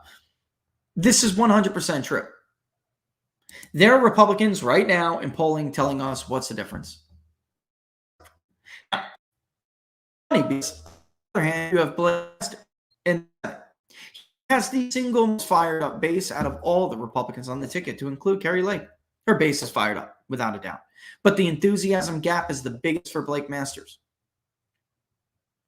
There are, and I'm going to show you this in more detail. There's more consolidation behind Kari Lake, and then there are older, more traditional right-leaning, even if they call themselves independents, right-leaning voters. I would definitely say 70 plus, but 65 plus is still fair enough to call it. They've warmed up to Kari. They knew who Kari was during the primary. Maybe they voted in the Republican primary. They didn't think that she was qualified enough, so maybe they went with Karen Taylor Robson. But now they're voting for Kari Lake overwhelmingly. All right, but there's still some, if they're educated specifically, if they have a 4-year degree specifically, if they're in Phoenix specifically, they're still not complete sold on Mark Kelly. Blake Masters. because the money just hasn't been there for Blake to make this argument that Mark Kelly is not the moderate that some of them think he is. It's the Bill Nelson effect. They think he's going to protect their Social Security. They don't realize the biggest threat to Social Security is inflation. Maybe if Mitch McConnell didn't pull back the $3.5 million, they would know that. Unfortunately, money makes a difference in elections, ladies and gentlemen. Kerry didn't have the money either. Why is she doing differently? She was a Fox anchor for 27 years, Laura? People know who Kerry Lake is. They know who she is. And some of these attacks, they just look at them and they're like, this is kind of ludicrous. But they have been successful on the Democratic side. They've been successful in driving up Blake Masters' unfavorables. Yet the race is still extremely freaking close. It is absolutely a winnable race. A good debate performance tomorrow by Blake Masters could actually turn this race around. If he unmasked, he's got to have an unmasking moment. Rick Scott did. He unmasked Bill Nelson. If he can do that, that alone may be enough to actually give him a slight edge, especially if Kerry Lake wins by a fairly larger margin. That race is not tied. The CBS News poll, which uses YouGov, same data source as some of the other ones that are now swinging back Democrat. They're doing that because of their weights. The Economist, I told you, The Economist would swing back Democrat. Did I not? They went back to Democrat +1. And by the way, just to look at it, did they actually go back to a registered voter? They may have. Hold on. No, they went. It's still likely voter, but Insider Advantage went from Democrat +1 to Republican +3. Political Morning Consult ticked up 1 point for Democrat. News Nation, which is done by Decision Desk, I took a look at how that polling was done. It's too educated. I'm sorry, guys. It is. It's Democrat +1, and it's only a registered voter, which is why it's probably too educated. The CBS poll in Arizona, guys, Arizona is 60% non-college grad. So I'm not saying you have to, and by the way, Insider Advantage has Warnock up by 3. So, maybe there has been some movement there. Right? But, we'll see. That race is going to be very close, and waiting here and there can make a difference. I do think that some of the stuff Walker, the way he responded, I love my son no matter what. That's smart. I guess it is, but very, very tragic what you're seeing there. He's going to have to get in the mud. Look, no, but he just wanted this to be about policy, and that's fine. But you are going to have to answer these attacks while your son is basically looking like a very mentally ill young man ranting online like this. I mean, somebody obviously put him up to it, but I very much would consider myself, I did something wrong as a father if my son is 21 years old and whatever he is, Christian, and talking about me the way he's talking about his own father. By the way, Christian, you know what's worse than having a dad you think wasn't there for you? Not existing because your dad aborted you. Because that's what your father's opponent would have done. We know this. Maybe even, too, not being an abusive father. You leave your family stuff. I just don't like the airing of family stuff publicly like this. I didn't like it with Bill Clinton. I don't like it with Warnock. I don't like it, period. I just don't like it. It's not relevant to whether or not that person is going to support policies that make your life better. And for those old school Republicans on Twitter saying Republicans were right now, they had the right position. How did that right position do you? Dirty. And while you pretended you were more moral and virtuous than everybody else, the country went in the toilet. And if you were truly moral, by the way, if you were truly moral, you wouldn't have let whole communities and whole sections of the country be decimated by public policy. What's more moral? Pretending to be a better father figure than you are?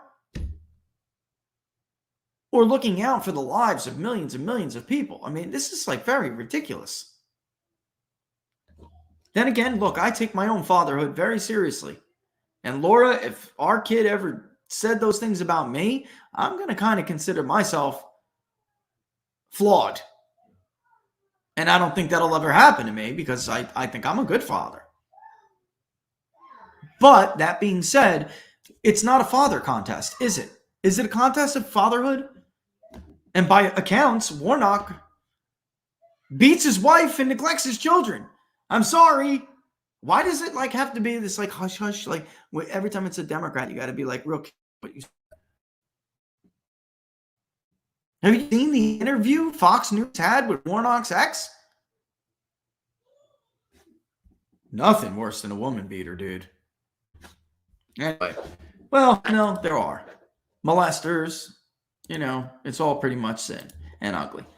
All right, but that being said, I think what happened with that, going back to Arizona, I think that what happened with that CBS poll is that if they would have given Kerry a lead at this point, it's not like it was maybe 2 weeks ago or even a week ago, where you could give Kerry a 3-point lead and then, you know, Masters could still be down by 5. That gap is not there anymore. So, you know, if Kerry links up by 3 to 5, Masters is tied to up by like 1. You know, so, you know, they're going to start playing games. It's sad, but that's what they're going to do. They're going to start playing games. All right. I do look at some of this stuff, Laura, although you forget it is Wednesday. I didn't see what you typed. I saw what you typed before. Yeah. But what about the other thing? Has there been a trend for people who vote candidates have left? Nope. Nope. Also in Arizona, because I want you guys to recognize this when you see the independent number, okay?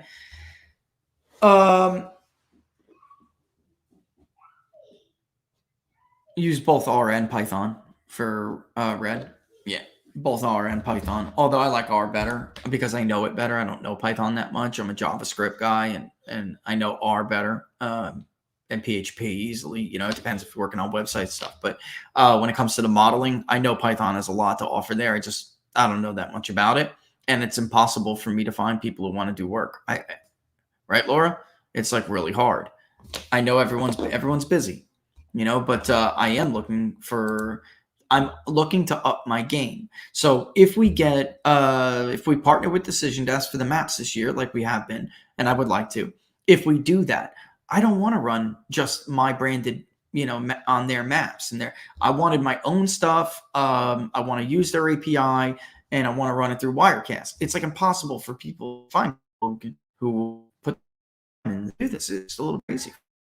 Oh, are you asking me about a Monday special? Sure. Yeah, we're close to the election. But back to Arizona, when you see the independents, I want you to look at partisan split. I'm looking in I know the modeling in Arizona is really like R+5. Yet I don't know if you know this. In 2020, it was R+9. And I'm looking at the self-identified, not registrations. And I'm looking at the polling right now. And what I am seeing is that it really should be like R+5 to 6 in registrations. All right. But what I am seeing is closer to like an R9 in self-ID. And why is that? About 7% to 5%, depending whether it's SMS or online, because we're mixed mode, of Democrats. I know they're registered Democrats, and they're calling themselves independents. That is always a bad sign for that party. It means a few things. They're mad at their party, they're embarrassed by their party, or they're about to change their party.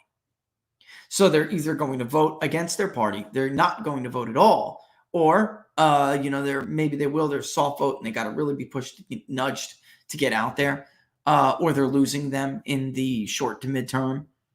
This is a problem for Democrats in Arizona. I'm like, wow, this is really Republican, even though it's really educated. What the hell is going on here? And when I looked at it, we can cross them always with the voter file. What is their actual registration? That's what's going on here. 5 to 7% of Democrats who are registered Democrats are calling, and they are Democrats. They have Democrat voting history. They are calling themselves independents. Also, what I want you to look at is, we hear about how people leaving California, they're turning Arizona red. That hasn't been the case in a very long time. I'm telling you. I want you to look at the difference between people who were born in Arizona and are first, second, third generation. Look at that across the board. Then also look at people who moved from other states to Arizona. Where are they coming and they're liberals? Where are they coming and they're not liberals? For instance, there is about 12% who say that they were not born in Arizona and originally they were born in California. Okay. Overwhelmingly, that is a Republican voting bloc. They are going for Kerry Lake big. They're going even for Blake Masters. And in the rematch with Donald Trump, they're going for Trump by a huge margin. Okay. This is not cut and dry. It's since 2010, those people have not been as liberal as you think they are. All right. I'm telling you. All right. Just keep that in mind.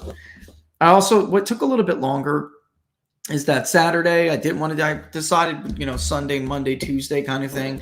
And then today, when I went to go process it and look at it all, I wanted to give some younger people some time who had opened and started to complete, because I want to see if it's difference between modes or what. But number one, it doesn't look like young people are going to vote heavily like the media keeps suggesting.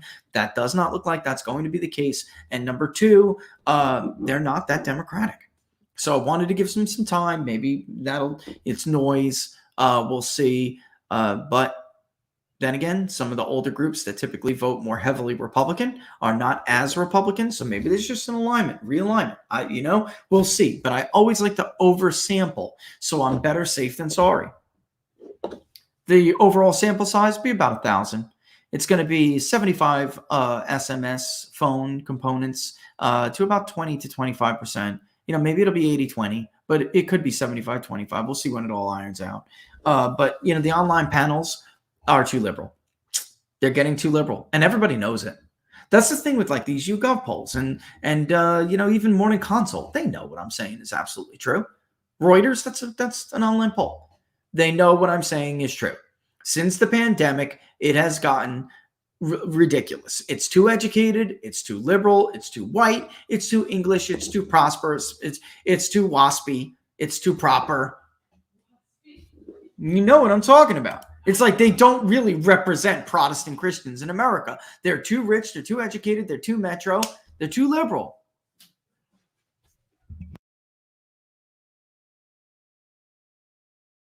Come on, mommy. Come on, mommy. Come on, mamas. Carne asada. With the cheese. She's so great. Anyway, yeah, that's it's like, look, I can't crunch when I'm hungry. I can't number crunch when I'm hungry. I just get to a point where I'm just like, oh, shut up. I need food to number crunch. Even if MarketSite does most of the hard mathematical work like rake weighting.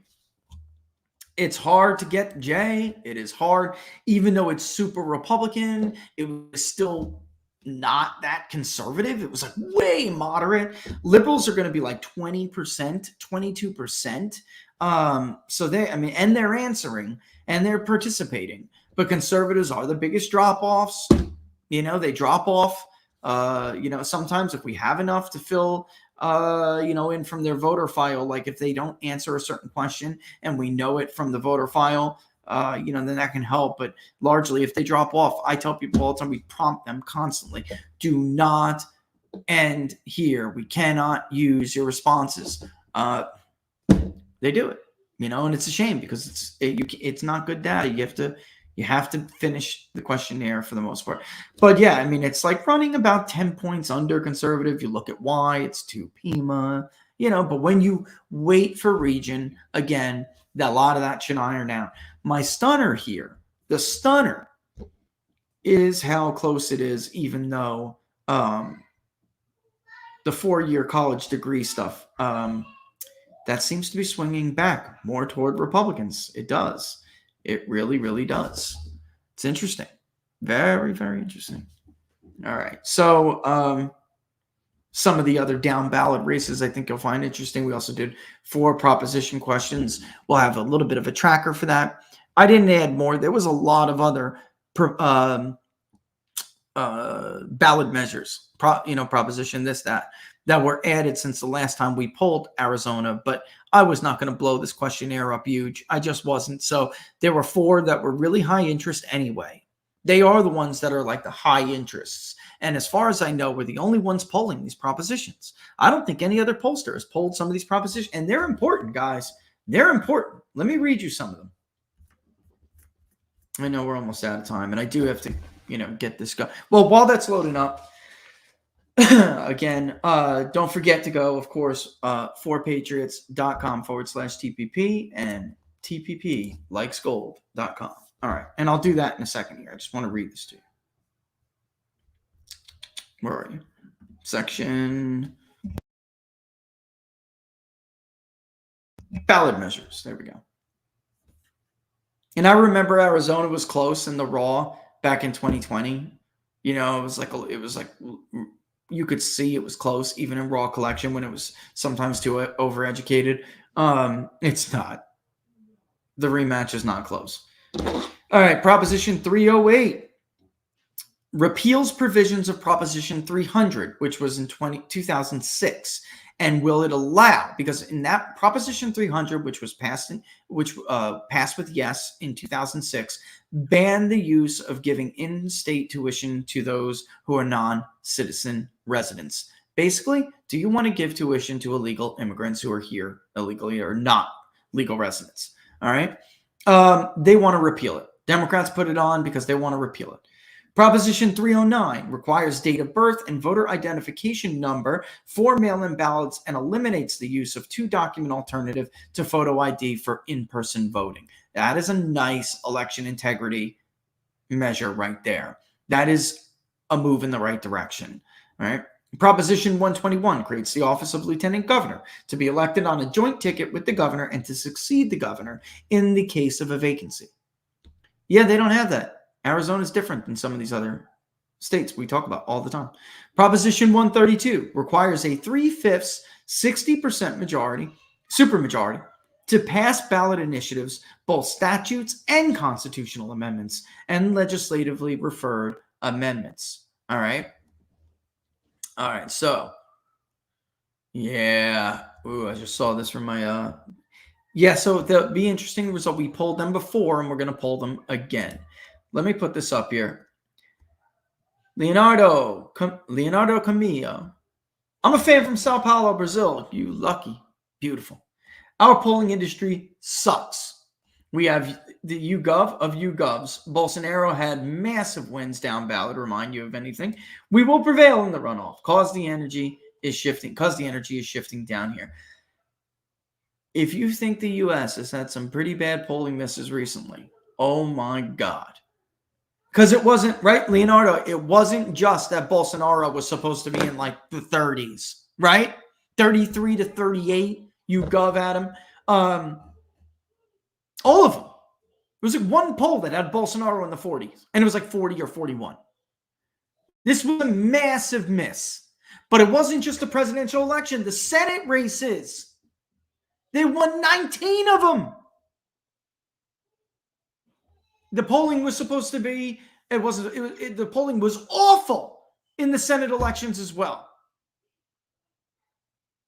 You notice,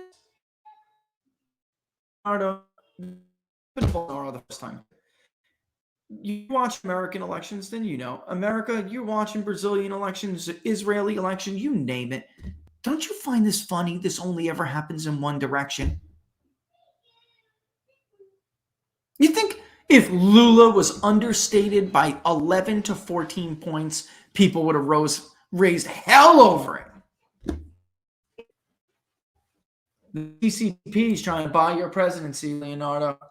You know that, right? And then you have the scam economist and their fake counterpart, foreign policy, actually run this entire expose against Bolsonaro that says the CCP wants Bolsonaro.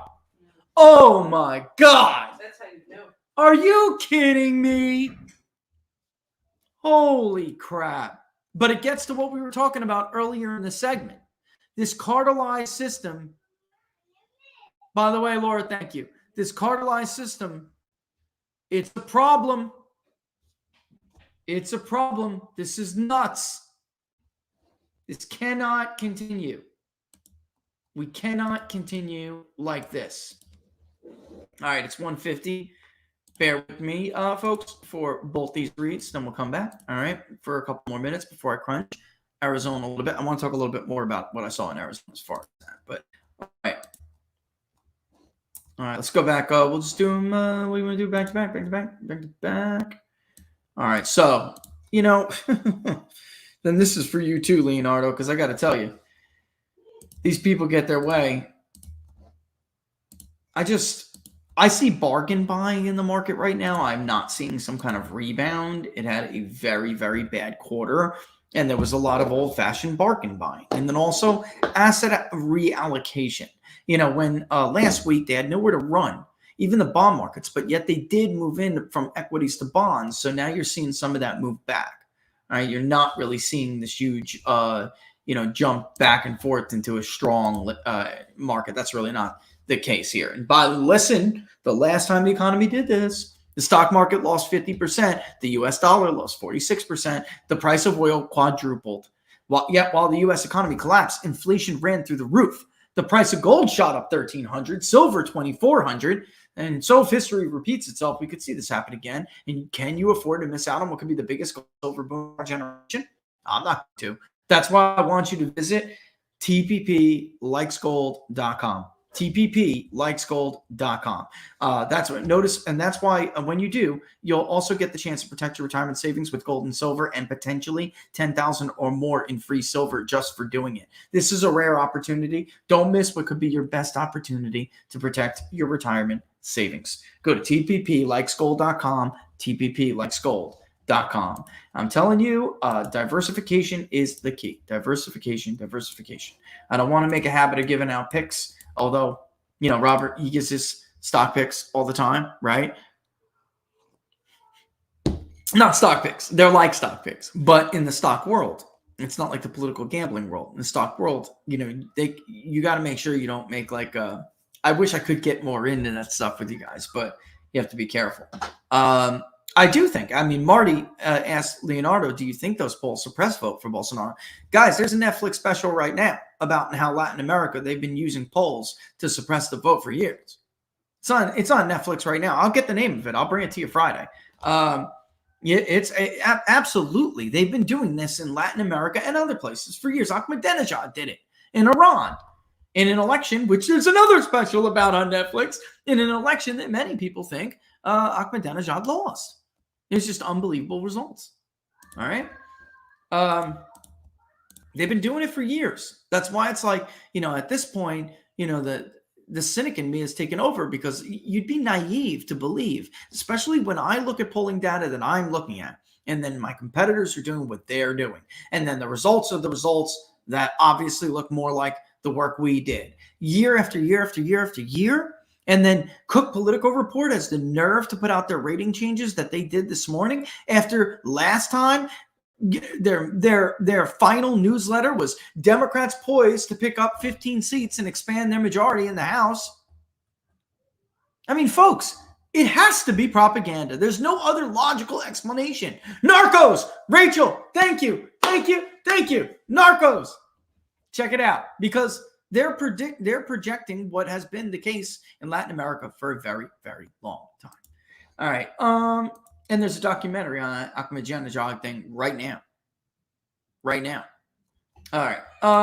It's a shame too, because they got, you would think the people robbed. By the way, they sell food shortages. Think that can happen in the U.S.? You're wrong.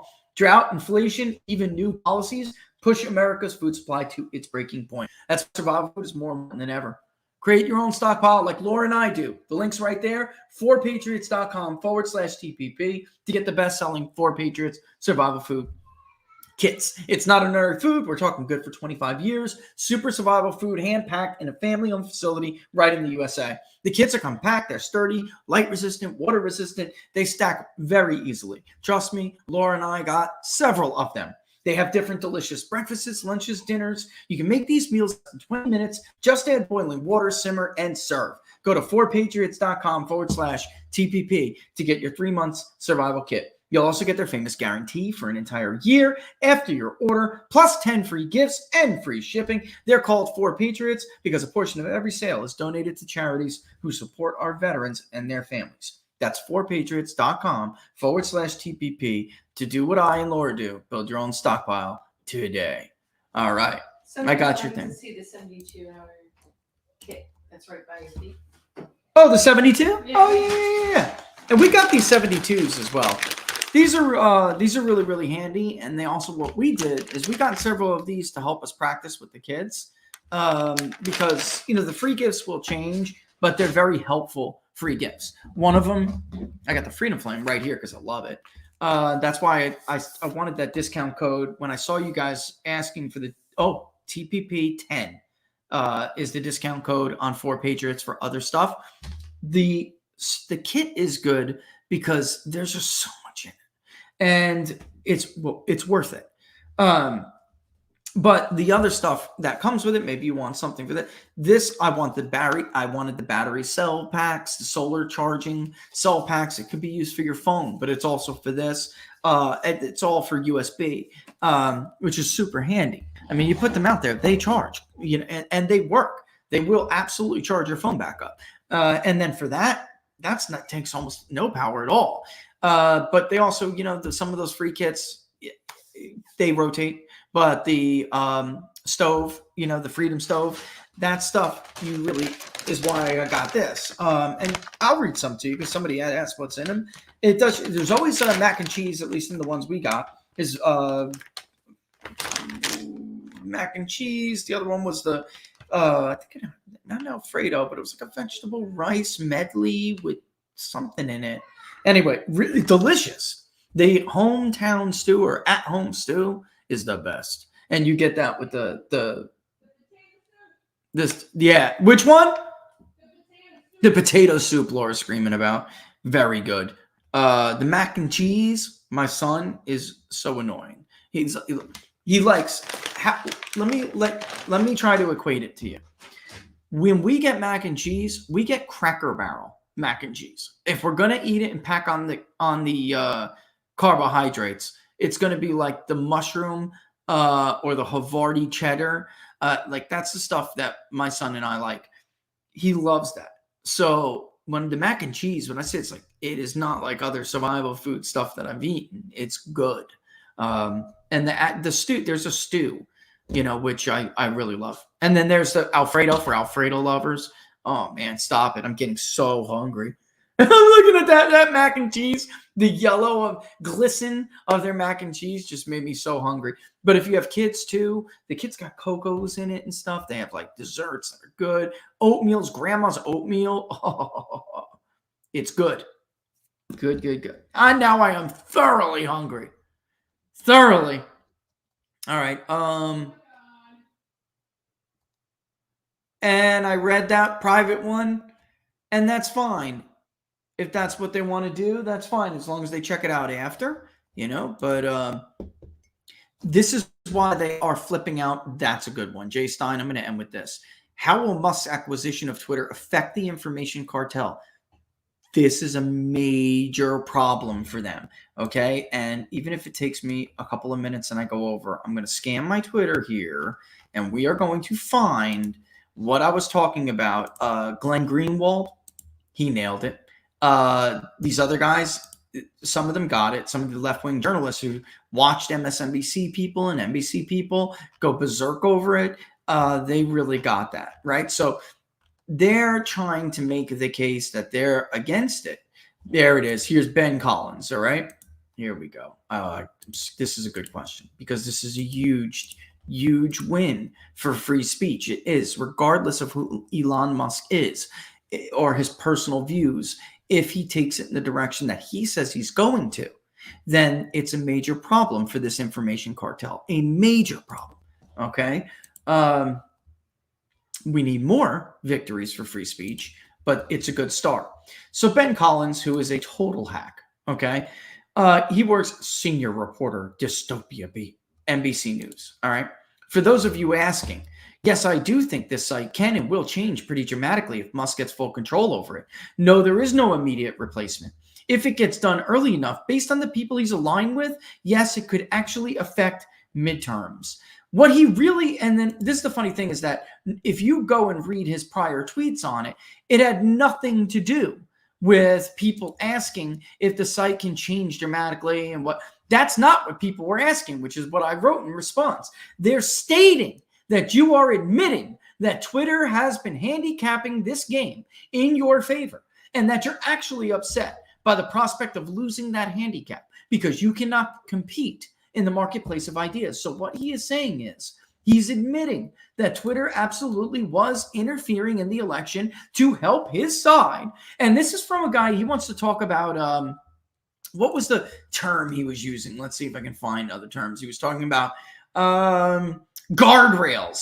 If Musk is really taking this site private, there are no real guardrails anymore. Rulemaking can be capricious. And, you know, Glenn Greenwald just had a field day with his ass and was like, you mean the guardrails that you guys have at NBC when you pushed all these ridiculous conspiracy theories about Russia? You had all of these people come on your networks, and say these ridiculously unfounded, crazy conspiracies. Their own national security reporter has been debunked over and over again. The guy is a total fanatic. He is an asset. He's not a journalist.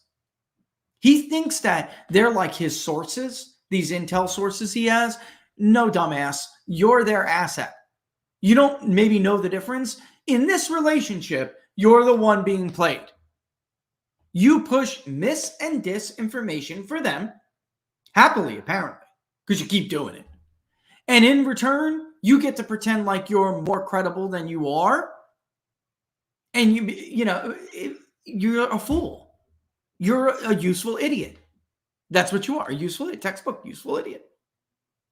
Anyway, Glenn, you should go look at Glenn Greenwald's threads on it, because I just made a short point about, but yes, it has a huge impact. And Glenn Greenwald just had a field day with just a freaking field day with it. Like, imagine if there were people to push against the WMD lie. They want to go back to an environment like that, where only their groups are credible, where you can't question their authority. The press cannot be adversarial to a certain party and the administrative state. Imagine how many lives could have been saved if in 2001 to 2003, there was an alternative media in this country. Imagine if the Patriot Act had passed. Because the very author of it right now has changed his mind over the years. Not due to the reporting of Fox News or CNN or that schmuck's network, MSNBC and NBC. No. From the reporting of people like Glenn Greenwald, who showed you what they were doing with that information. Leaks. Like Edward Snowden. Who I wish it didn't have to go down like that. I don't like that he ran to Russia. But the truth is, he tried normal channels. Nobody listened to him. So he did. He took dramatic steps. And if it wasn't for him, folks, it'd still be worse. And it is bad right now. But it would still be worse than it is right now. Yeah. All right. So with that in mind, guys, we are going to cut loose. Do not miss Friday. All right. We're going to have a couple nice guests, either Friday or Monday. Well, we're going to have them either way. I'm going to have an author on who has probably, and I've had the privilege of editing his books, and also had the privilege of, not editing, excuse me, providing an editorial about the book, because one focused too on polling so much, critiques about it. He's actually asked me for research when he was writing these books. He is probably the author to go to. Not probably, he is the author to go to when you want to look at the record. How has a media agency behaved? He has put together the most comprehensive work. And at this point, it's basically, it was book now, comprehensive work of news, media propaganda, who really are the biggest purveyors of media propaganda. The second book specifically had to do with what we were talking about before with Leonardo and others. The use of public polls as propaganda. It's just incredible work. We're going to have him on to talk about it.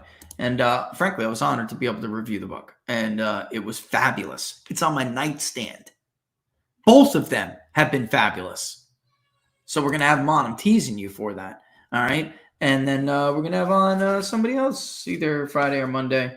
And if it has to be Monday, then I'll tell you right now, we're going to have a Monday special. All right. So if that's the case, that's the case. All right. And as we get closer to the election, we're probably going to be doing more anyway, whether it be streams. I can't do, with all the polling going on, if I'm doing extra shows, I can't do extra long 2-hour shows. So we'll keep we'll throw a Monday in there if we can. We'll keep What Are the Odds, of course. But if I'm going to do something quick to talk about a poll real quick, that'll be on Locals. All right. Live streams on Locals. All right. With that in mind, guys, of course, as always, thanks so much for everybody who came and watched. Shares far and wide. We love you for it. Public polling project link is in the description. Do so. Share it far and wide with your friends and others. All right, let's get another generic ballot in there before it's too late. All right, what am I missing here? Think I'm missing something, but if I am, oh well. Best place, of course, to find me, to follow me, to watch everything is on Locals. That's the home. peoplespundit.locals.com. All right, folks. Thanks for watching as always. Deuces.